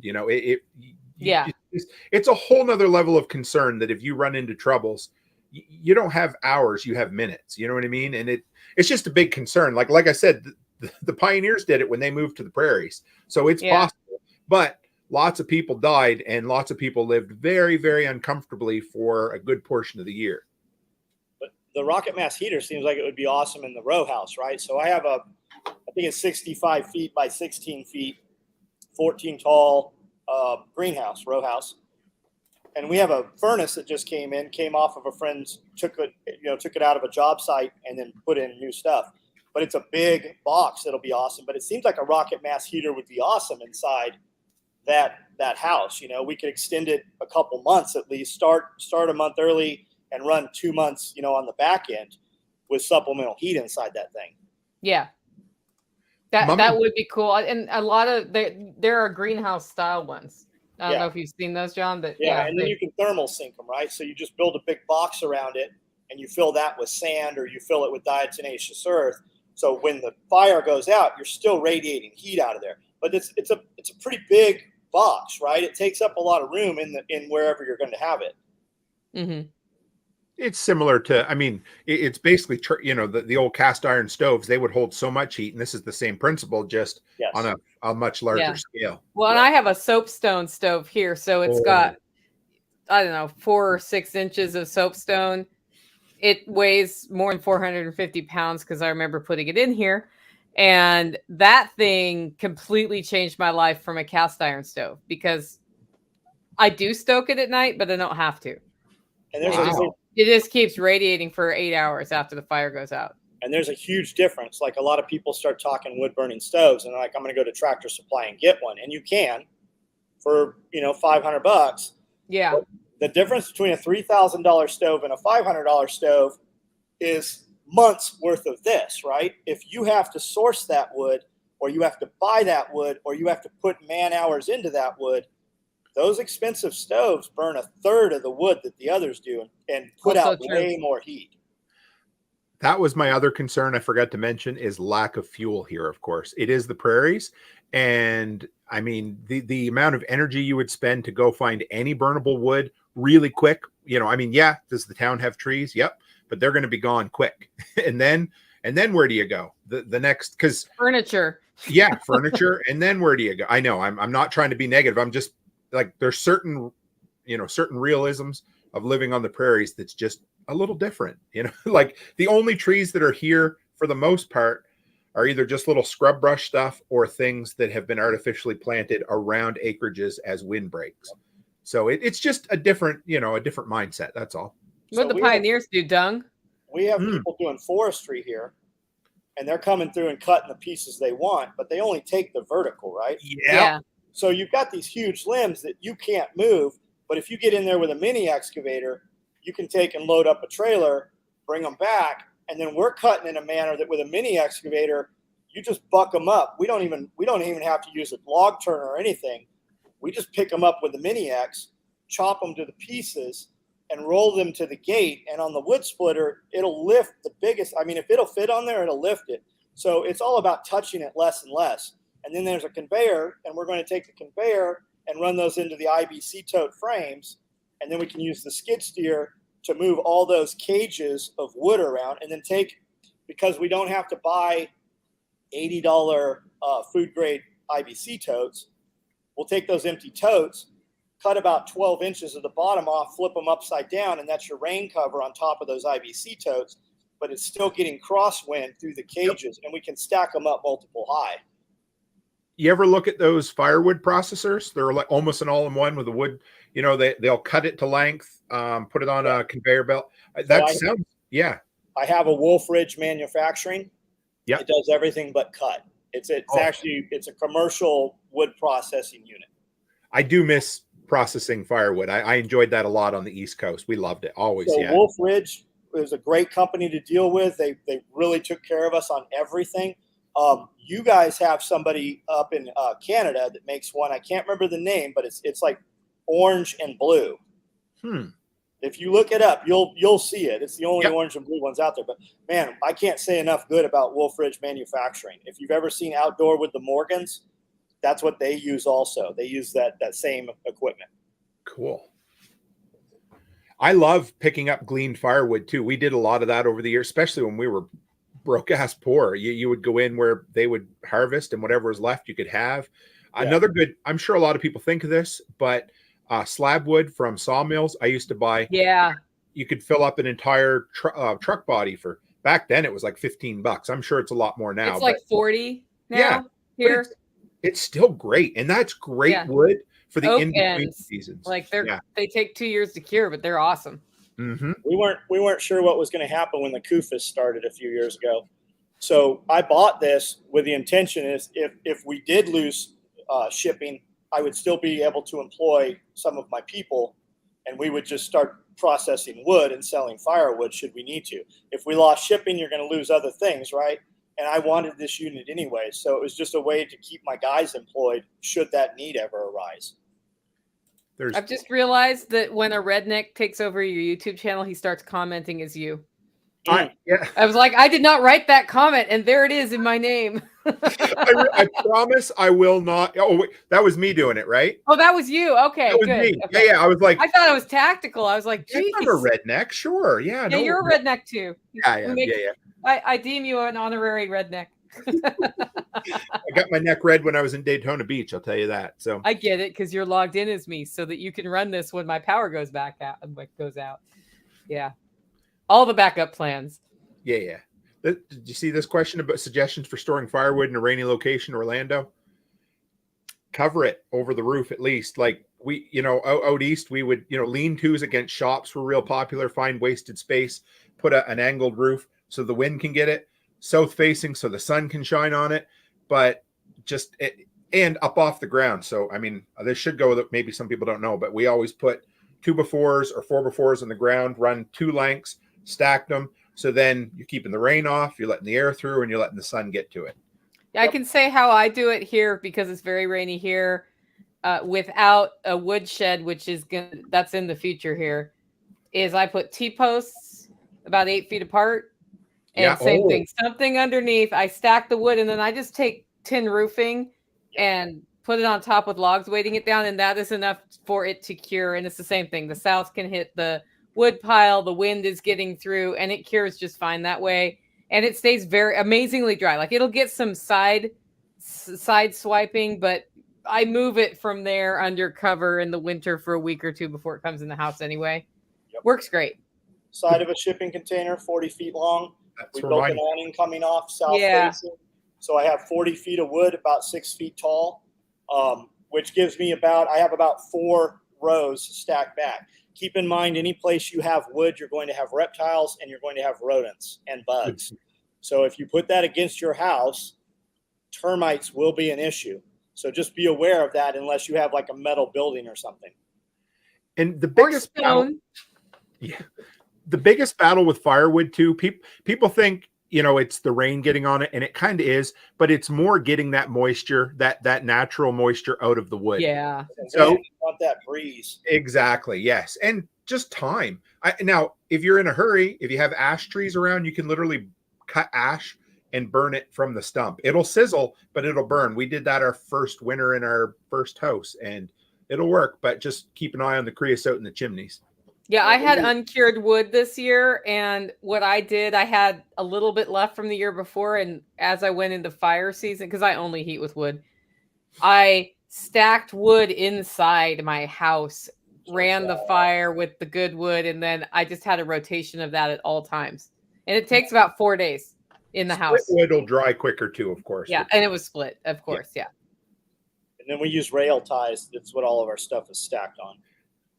You can even throw a couple of pieces on top of your stove if you're adventurous. I used to do that quite often. Or under it. Yes, under it. Yeah, just be careful. If you're desperate, you can put it under it. That really wet one. Spot where the cats like to lay. Not recommended by your insurance company for fire insurance. Just they saying. recommend wood burning appliances, period, anymore. I mean, somebody saw my stack of wood that's always by my stove in the wood holder. Freaked out, flipped out, said, take that picture off the internet if you ever have a fire, blah, blah, blah. And I was like, at some point when you have a wood stove, you want the wood by the stove so that you can put it in the stove. And I have like this metal rack, holds it up in a little O. It's great. I like when people freak out on the internet in public, like they're trying to help you. If they were really worried about you, they wouldn't draw the attention to the internet. They would back channel, go, hey, by the way. Yeah. Because a lot of times that wood needs to be 4.3 feet from your wood stove in order. Yeah. I mean, literally every set of fireplace tools you ever see comes with a log holder. And where's it designed to sit? Right next to the stove. By your stove. Yeah. I know. Whatever. Yeah. Grumpy Acres Farm says using 2 pallets on the ground and 1 on each end. So if you build a crib side to side and to the top of the upright pallets, you put it 90% of a cord. So when we put, and for you guys that don't know, there's a difference between a cord and a face cord. A cord is what? 4x4x8, right? Yeah, 120. So a face cord is 8 feet long, 4 feet tall. But what's your cord length? What's it cut at, right? What is your oven, your stove take? Are you cutting 13 inches? Are you cutting 16 inches? A furnace will take longer pieces. There's a lot of things to that. When I put pallets on the ground, though, they don't make it through the year. Like the ground just eats pallets up. They're plastic pallets. Yeah. I'm getting a lot more of those. We got some supplies. Anyway, they're plastic pallets. Just keep an eye out for them because they're becoming more and more a thing. That's because wood's so expensive, I hear. Yeah. And I've got a guy who does this weekly shopping report. He's a weekly grocery shopper. And so every Saturday he puts up this report and he's been for almost a year now, saying what the price of a 2x4 is at Lowe's and just going through and what's short and what isn't. It's very interesting. If you're really, really nervous about shortages and inflation, it's a great thing to read because you see the reality of what's going on rather than the news story about the expensive dozen eggs, which is also happening, in spikes. But it's just over time, it's a good story to tell you what's really going on. Have you heard that dimensional lumber, like let's say a 2x4, right, is different from Lowe's to Home Depot to actual lumber mills, right? Definitely from different. Yeah. So most lumber mills that I've run into tend to be a little on the thicker side than the stuff that you get from Home Depot and Lowe's. Now, I heard you mention that, and I had meant to go and measure when I was in the city this last time to see, but I believe it. And honestly, though, I mean, at least in my area, Home Depot, Lowe's, there's 3 or 4 large mills or large suppliers, and they're all coming out of there. Now, maybe some of them will say, hey, they can wane a little more. You can send through, like if it's 2 and better, or sometimes it's 3 and better. So a lot of times you'll get the 3 will have a little more, there'll be those dips where there isn't quite wood or a little bit of bark or whatever. So that could be where Lowe's is putting in their orders at, I don't know, what would it be, 5/8, and Home Depot's putting it in at 3/4. That's a possibility, but I'll have to measure it and see. We'll make a video out of it. It'd be interesting. And too, when guys like you always see the contractors pulling through and they're looking down, and the bent ones, if you ask them, they'll sell you those warped ones for a lot less money. And maybe you're not going to use it at 10 feet long, but you can cut that sucker to 6 feet and get it to do something. We've got a timber mill about 10, 15 minutes from here, and we buy rough cut from them, and we pay probably 30% of what we're paying at Lowe's, but it doesn't stay straight, right? It comes straight, but it's not cured yet. Tends to be a lot. Yeah. Does he have a kiln at all or not at all? I think he's added one or about to add one. But like we built outhouses that were just badass, and now the doors like stay open 6 inches. But it's just the trim. I mean, we just have to adjust it. We can make them work. When I sold building supplies, we would keep called lumber piles like crazy. Yeah. It's the type of thing that, they look straight if you laid on your back and look down a well, like they were awful. But we would sell them for 10, at the end of the year, we would have huge yard sales and we'd sell them. People would buy an entire lift for a couple $100. It was great. That's funny. Yeah. We just went to buy bricks. I went to get cinder blocks, and we ended up getting, I don't know what the dimensions were. I think they were 8-inch. But they have giant holes. They're big, huge cinder blocks. Yeah. And he said, what are you doing with these? I said, I'm using them to elevate stock tanks for grow beds, right? We're using them for raised beds. And he said, can you use seconds? And I said, what do they look like? He took us out and shipped. He goes, they all just have chips on them, but we'll give you these for 96 cents a block. So we bought hundreds of these things. But I mean, we were going to pay, I think, $2.50, $3 a block. But he had these blemishes. So, I mean, ask him when you go there. Oh, blemishes. Another idea. If you're buying a Berkey, I save 20% of my Berkey by buying a blemished unit. And their idea of a blemished unit is like, you can't even notice. Yeah. Or a little discoloration in the stainless steel. And I mean, they're an investment. So I was a little worried, but I bought mine from a place in Saskatchewan. And I asked them, I said, like, if this is bad, can I send it back? And they're like, yeah, but you won't have a problem with it. I couldn't even find the blemish. And they have like a 10% blemished one and then like a 20% off heavily blemished. I couldn't find the difference. It was, yeah. Yeah. I just saw Liz from the Harley dealership show me a picture of a new wall they just did where they took pallet wood, burned it, and made a whole wall in her dealership out of it. It's beautiful. Have you seen the upstairs? Yeah. Yeah, that's what we did, all pallet right there. Yeah. That's all that. I cannot remember it. I need to come see that next time again. It's been a while. Also on the spiral staircase. That whole way up there is all pallets. Yeah. Excalibur dehydrators will sell blemishes also. They'll have seconds that are just, scratches in the plastic casing or whatever. And I know a ton of people refuse Harvest Right freeze dryers over silly little shit. So I would assume, I don't know for sure, but I would assume they probably do also. Well, I was wondering that because that would be a way to save a little money. Or get it a lot faster. Also, yeah, well, that's the big thing right now, really. Yeah. Yeah, I wouldn't mind.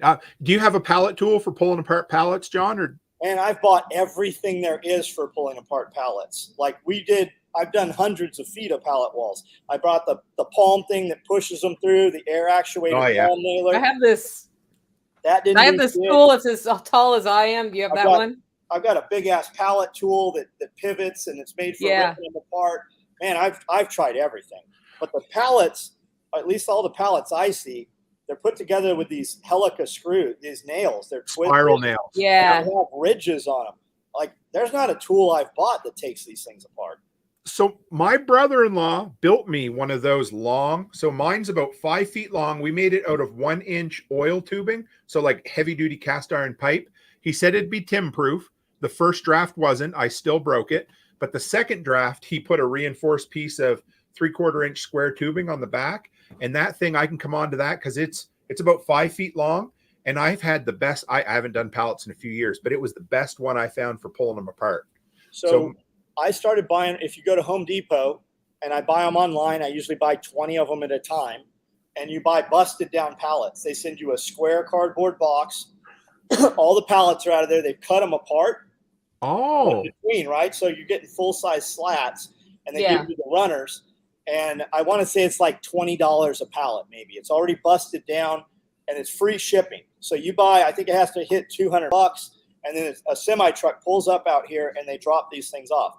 And if you search pallet wood on Craigslist, not Craigslist Marketplace, at least around here, there are a ton of Amish sawmills that just give you a trailer load of this pallet wood. They've never been assembled.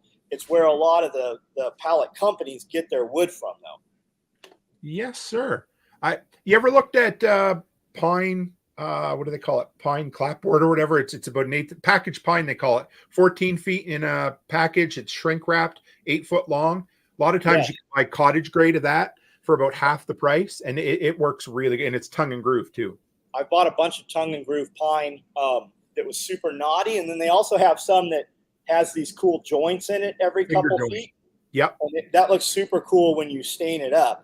And a lot of this stuff, I'll stain it with different rub-on stains, and then I'll torch it with a weed torch. Oh. And then I'll also torch first and then put stain, and you get 2 different appearances with it. I got to look at, my brother-in-law does a lot of, he built us a potato box that he wood burnt like that, and it looks so good. Yeah, that's great. Man, somebody asked if I could make a video on that pallet tool. I will. Yeah, I'll do one. Might be a couple weeks, but I'll do one for you. We were taking and just beating up with big screwdrivers and just beating up wood to make it look weathered. We were hitting it with chains from all these YouTube videos. Man, you can really hurt yourself with that shit. Those chains coming back at you. Just tie a rope to 4 or 5 of them, throw it on your trailer hitch, and then drive around for a bit. But yeah, that'd be good. I had an old. Can I tell? Anyway, I'm going to tell you. We had an old guy in my hometown. His name was Fraser Cipher. I'm sure he's long passed. He's a Harley Davidson biker, missing one leg. Drove a Harley Davidson 12 months of the year in Nova Scotia. That was pretty crazy. He came in one night and he ordered 3 2x4s 10 feet long. And he looks at me with a smile on his face. He says, I only need about 8 feet. And I said, how come? He says, because I'm going to drag him home on my bike. He lived 15 kilometers, so 10 miles away from whatever. He put a rope around him, tied him to the little Jesus Christ bar or whatever, the little handle on the back, and he drug him the whole way of the highway all the way home. Yeah. I can't imagine if a cop come along, but yeah. Is what it is. Yep. We did things as children. Many times. I don't know how we're all still alive, but we are all still alive. What do you look at those giraffes? Oh, that's yeah. Oh, is he go? Oh, that is showing us the wall. Oh, yeah. John, that is gorgeous. Did you guys just randomly pick different color stains? Yeah. Well, on this one, I had a couple stains, but then I would apply them with less water. Yeah. I would dilute them less. But upstairs, we'll go upstairs. I'll show you. There's a bunch of different colors up here we added in. Remind me to share a tip here in a minute so I don't forget. Oh, he's walking. All right. So if you ever go and buy seconds in paint, and say you're trying to save some money, go in and buy all the colors that are kind of like an off brown or anything that's halfway close to a color you're happy with, then mix them all together in a big 5-gallon bucket. Yeah, you end up with a unified color. Exactly. Yeah. It's a good idea. We've done That's a great idea. So there's the wall. John, I love. Is that blue or green? It's hard to tell. There's both. There's a turquoise, Okay. and there's a teal, and then there's blue and red, and then there's some where we just hit. I like the rough grain. I'll hit more with fire first. That is gorgeous. But like these were just 16-foot boards we bought, and then just took them out in the parking lot and chopped them with a Dewalt, circular saw. Yeah.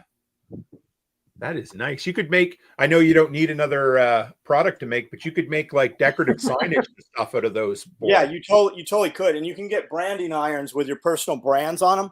Yep. And those, you can get those that plug in, or you can get them where you apply torch to them to heat them up. That would be nice. Yeah, a lot of the farmers around here just use if they're not big time ranchers where they do it in the field, they just use electric branding irons now. Yeah, exactly. More reliable.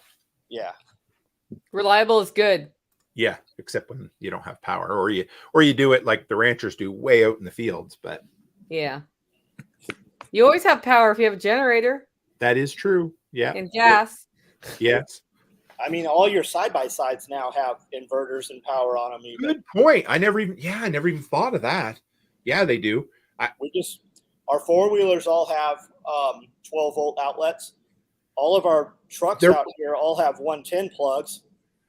Be careful. I mean, and I know you know this, but I'm going to say this for other people. A lot of those 110 outlets internally are only rated for something like 150 watts.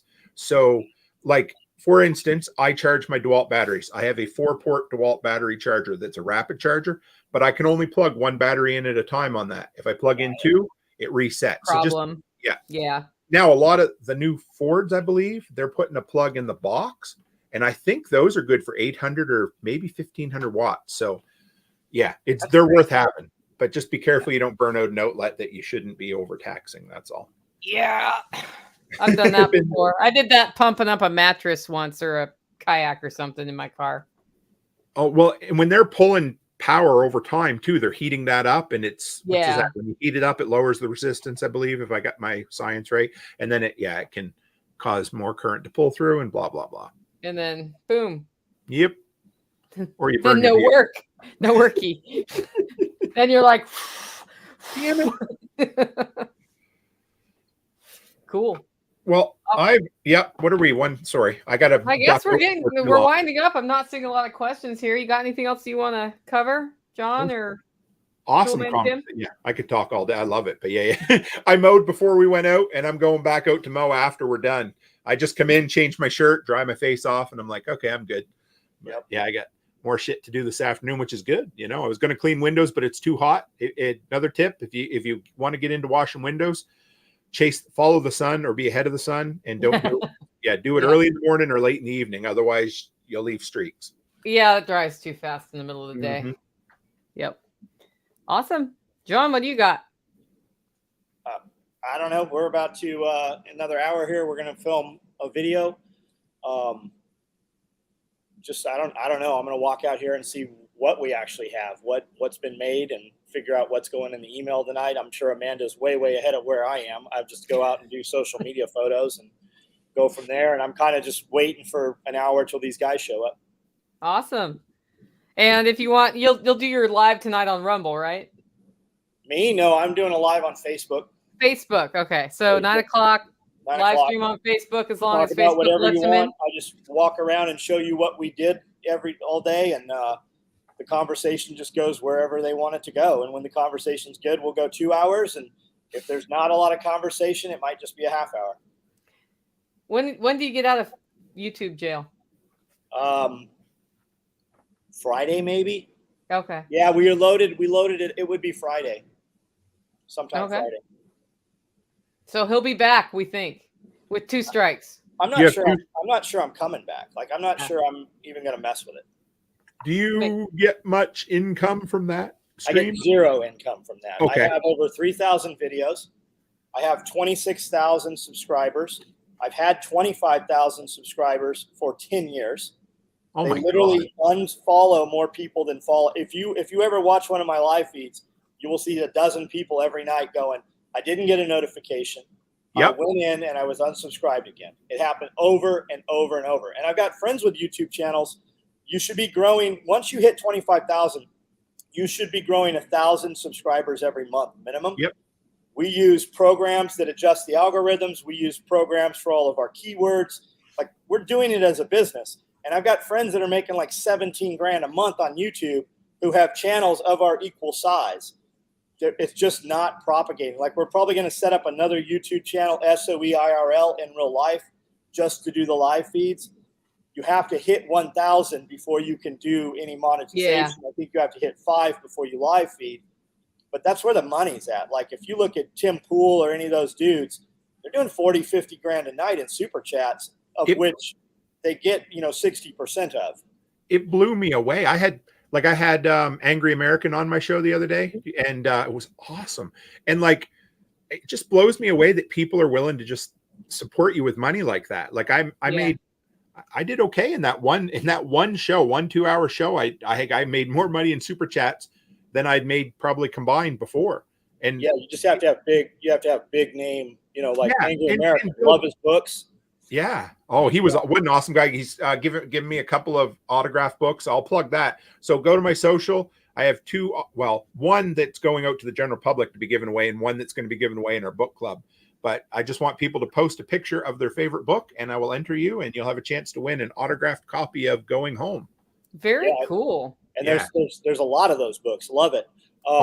They're awesome. My buddy Jack Carr just put another book out called In the Blood, soon to be a New York Times bestseller. Everything else he's done has been. So check that out. He's doing book signings around the United States right now. Nice. Angry American's got awesome stuff. Glenn Tate's got a great set of books called 299 Days. Yeah. If you haven't read those, you don't even have to read anymore. You can just listen to them. That's all. Yeah. So his wife, Shelby Gallagher, his wife, she has books too. Yep. Yeah. Oh, there's a lot of good ones out there. Especially if you're into prepper porn. Yeah, that's I go back and forth. I'm like, for like a month, it's all podcasts. And then for a month, it's like recharge on fiction, and I'll listen while I'm working. And just make time and find it. Yeah. Yep. Awesome. Well, if you haven't gotten your Self-Reliance Festival ticket, get it, because I mean, as much as John's saying let anybody in, which I guess we will at some point, we will turn off online sales because we're filling up fast. Well, you're going to pay more at the door. You're going to pay more at the door, $15 more at the door. And it should be. And if you want to you know what, once you get past your certain number, maybe put it up even more. So that's probably what will happen. Yeah. You have people coming from around the world to come to these events. And some of these events are $450. Yeah. Like, we're nowhere near that. And I think we have a lot more, and definitely more hands-on. And everybody's here. Like, when you come to this event, the people speaking, they don't just leave. Like, you can talk to these guys for 2 days straight. You have access to these. They're not going to just zip in here, do their 30-minute thing, and then they're gone. And people come from all around the world to see these guys talk. They're here. Like, if you want to meet these guys, if you follow these guys and you've watched these guys for a decade, those dudes are here. Yeah, and I guess the other thing is something that's cool about the Self-Reliance Festival that's not true of every festival is that we are no longer taking demo applications online. That just means you're not listed in the schedule. That does not mean you can't anarchy demo something that you're good at. I had somebody ask me, hey, do you have a ham radio demo? And I said, well, we're past the point where the schedule's been set. So it is what it is. But if you want to anarchy demo ham radio, set up and people will be interested. So I don't even know everything that you can see that's going to happen here, because we'll encourage people from the stage. Hey, if you got something you want to show, if you want to show how to whittle a spoon or can some food or ham radio, anarchy demo, that's totally fine. Show people how to do stuff. That's the whole point of this, is that we're exchanging information. Yeah, we're learning new skills. We're meeting people. You can come here and sell shit too. I mean, I don't need to know about it. Do it in the parking lot. Whatever you guys work out, whatever it is you're working out. You want premium placement? Get a booth. If you want to sell from the car, sell from the car. We don't care. Yeah. I mean, the accessibility at yours, Nicole. I mean, I barely went to any presentations because literally, like, after day one, I don't think I went to another presentation because it was all about sitting around and meeting people and interacting. To me, that was worth way more. Picking people's brain up front, and I loved it. I saw you for 30 seconds. Yeah. Went and did my presentation, came back, sat with a group of people and talked, left, and I never even saw you again. I, I know. I come over. I made sure I caught you, and I just wanted to say thanks and shook your hand because I knew you would be the same way. You know, it was just I was everywhere and anywhere. I was chatting with anybody that would listen. That's all I did, and that made my day. That's what I wanted, like the interaction. And yeah, it was people I'd been friends with outside, and then people wanting to pick your brain. But yeah, it was great. I got to say hi for you for 30 seconds, John. So that was good. We go do really big trade shows in Atlanta and stuff. And new guys with the company come in and they're like, what should I expect? I go, this is a performance, right? This is game day. You are here. All these people came not only from around the United States, they came from around the world. And when they come in this event, they wait literally in line 10 hours to get in these buildings, and they run. Like, people are literally beat up and trampled to get to the vendor they want to see first. Yeah. Our booth fills up to the point when I go to walk 2 minutes to the bathroom to pee, it takes me 15 minutes to get back in my booth. So my point is, we're going to stand and talk to every customer that comes in there for as long as they want to talk about whatever they want to talk about. And we're not done talking until they walk away. And when they walk away, then it's the next one, right? But that's what we're there for. We are there because they took the time to come to us. We're going to give them whatever it is that they wanted. And we owe it to them. You Absolutely. know, because they're paying our bills 100%. Angry American was the same way. I said, you're so accessible. He says, why wouldn't I be? Because you literally, everybody buys my books, reads my books, and pays my bills. If I'm not accessible, I shouldn't be doing it.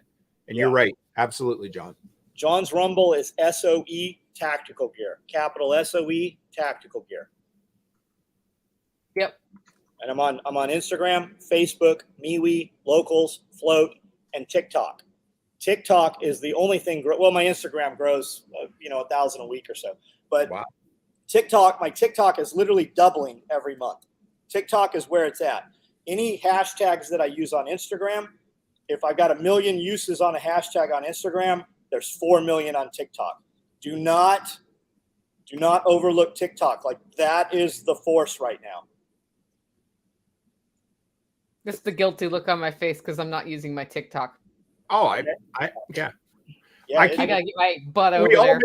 We all make excuses. There's only so many hours. I don't have an excuse. I'm just admitting I haven't. Oh no, I'm the same way. I was just going to say, I literally want to go and take 1 minute snippets out of my interviews and throw them up there, and I want to. I just haven't done it. No excuse, just haven't done it. That's all. Yeah. We hired people. Like, I have dudes in house. Like, that I need to hire I need a video guy. I need another. I need a camera guy. I need another video guy, and I need a social media person. And we were having a conversation. A friend of mine just bought a $2.5 million house in Cabo as a second vacation home. And I say that to go along with, is society really as bad as they say? Because there's a lot of people doing really big things. Don't let it throttle you back. But I said, what should a social media person cost? And he said, that's $1,000 a week is what that looks like. And he hired that guy, not for any of his 7 companies.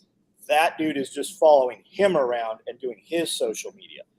But that's the number. Like, that's $1,000 a week job. I tell these kids that come in here all the time, I'm like, you are poised to have a license to steal. It used to be a pawn shop was a license to steal, but you can literally work from anywhere. Which is awesome. Low. I think they're worth more than that. Somebody that's willing to follow you around. Anyway, that's just me, but yeah, that's still a good starting wage. Don't get me wrong. You're absolutely okay, Tim. When are you going to have your TikTok going? Let's do it. Yes. Accountability by June 1st. Can you do it by June 1st? Honestly, my priority right now is to get up a monthly subscription kind of support program right now. That's number one. And June 1st. So here's the deal. Okay. You can set a TikTok up in about 2 minutes. Oh, I already have a TikTok. Yeah, right. Yeah. So populate where you populate. Where do you populate first? I was always populating on Instagram because I could use a filter in my hashtags, copy paste to Facebook. That's what We're I in do. a battle between Instagram and TikTok right now. So if you post to Instagram first and then you go to post other places, it's not in your phone.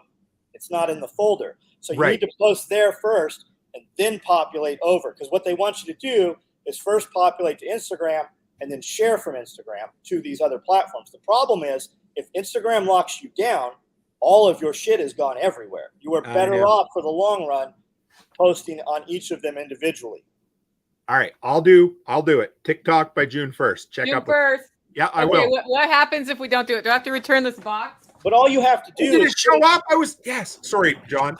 all you do is you put it together and you tag us all in it, and then we share it and we send our people to you. Yeah. Fair enough. Yeah. All right. Okay. Yep. No excuses. But I'll do you're it. gonna I tag- wanted to do it. You're going to Pinky tag promise. DeWalt and Milwaukee and that generator company you like, and Yep. people searching those hashtags, they're going to find you Fair enough. fast. I'll do it. I got no excuse. I'm growing my brand like crazy, so I should be there. Doesn't make And any once sense. you have 1,000 followers, you can go live. Okay.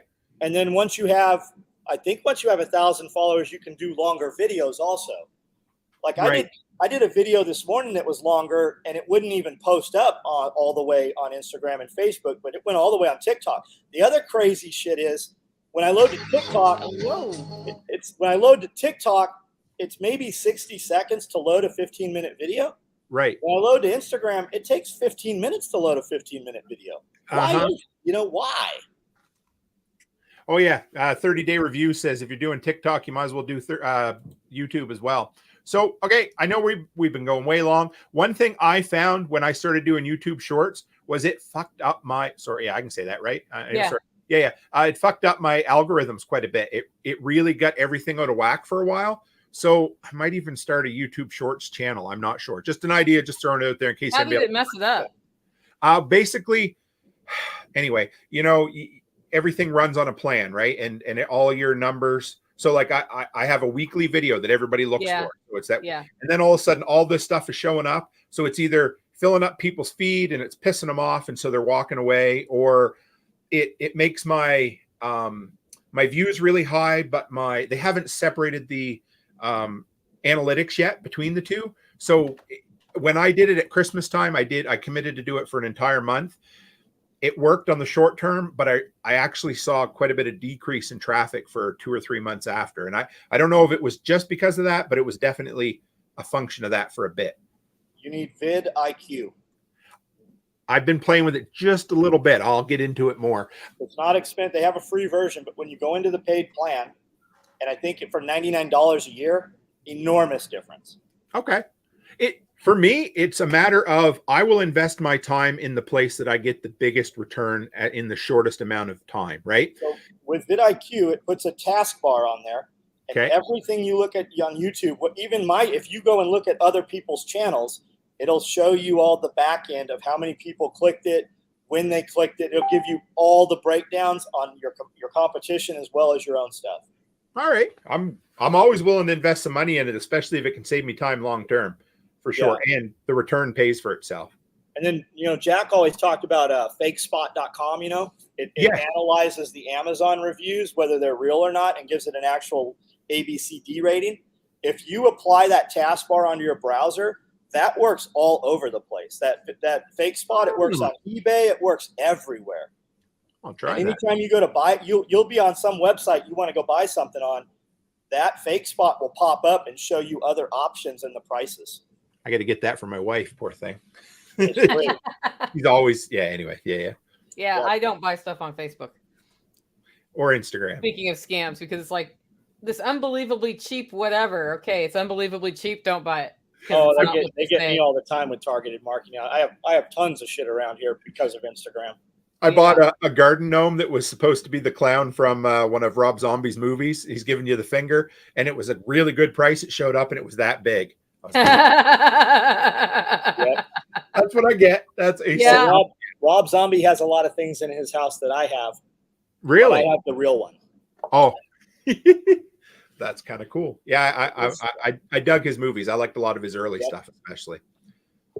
He's doing the Munsters, I did not know that. Yes, he's just about done principal photography on it. It's pretty cool. We'll see. Cool. We'll talk Top about that. Gun's out. Top Gun's out, and everybody says that it's absolutely awesome. I heard that. It blows me away that a 40-year-old sequel can be that good.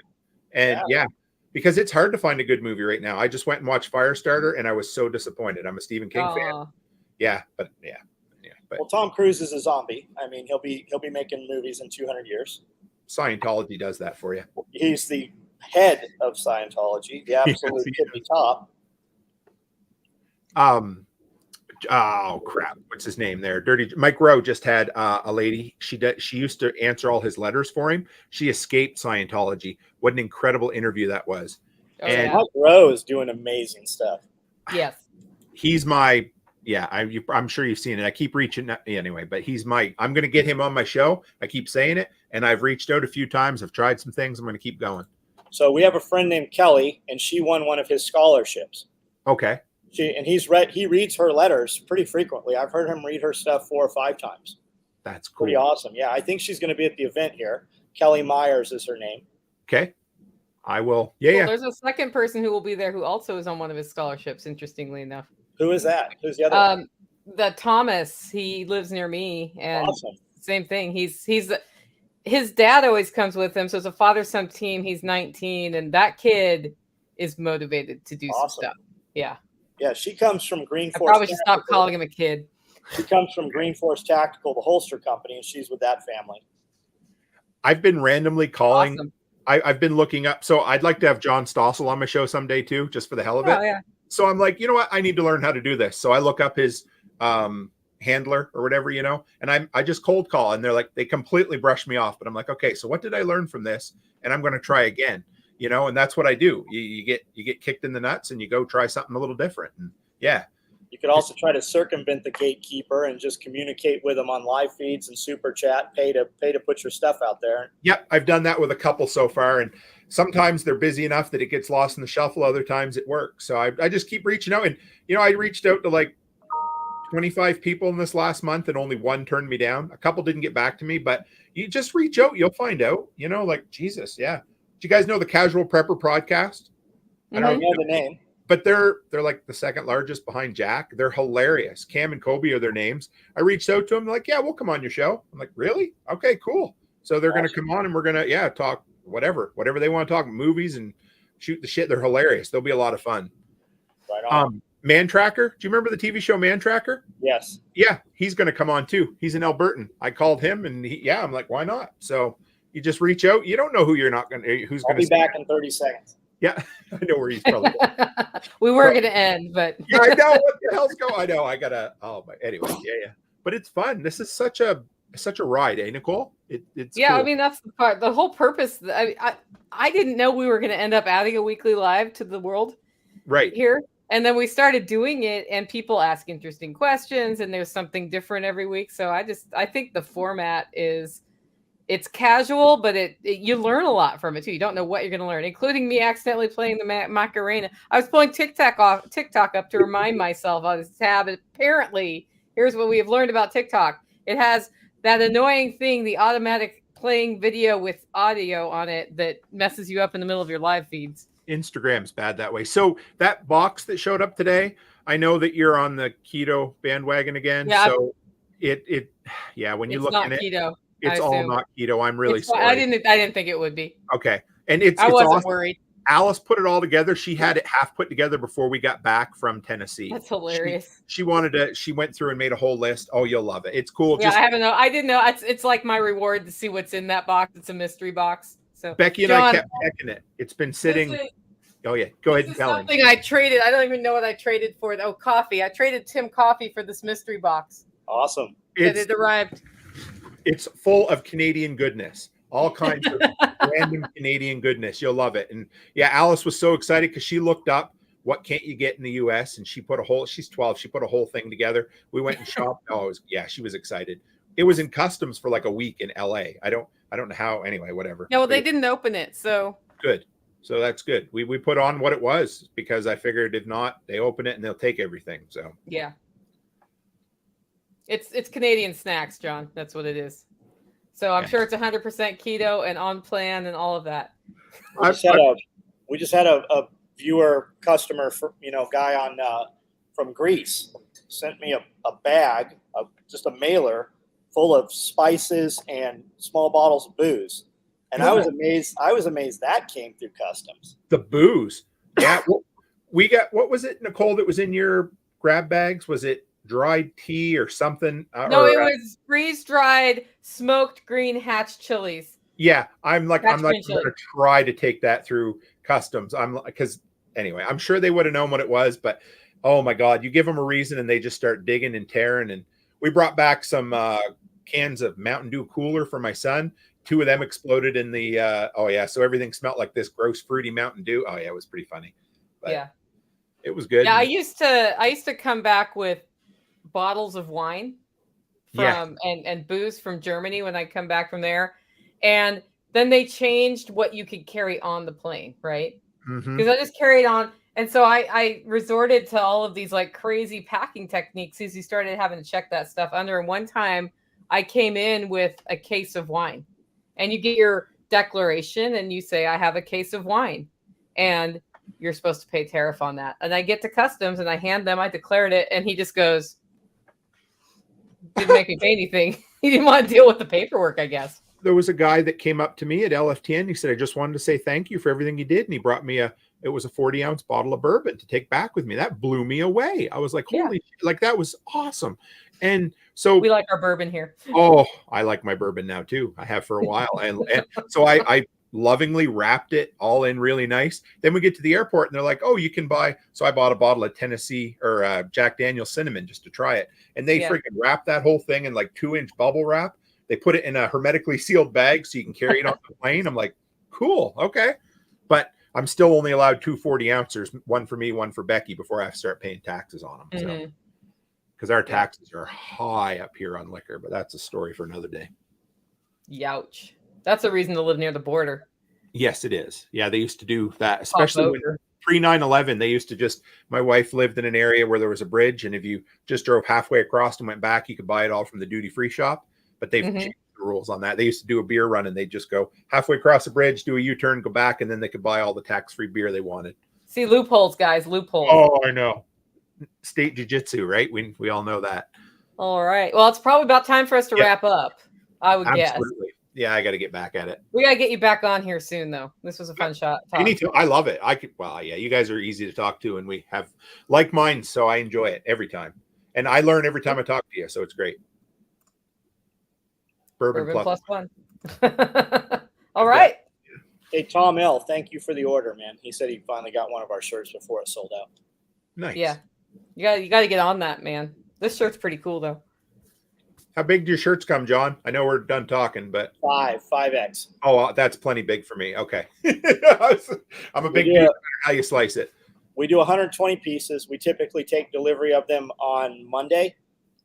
We show them on live feed. So if you're on the live feed, you kind of see it and know what to search for on the website. Yep. And those guys get it. And then we really don't put it out or promote it until Thursday's email and text. Sometimes Amanda will blast a text out, though. Cool. Yep. Text alerts help.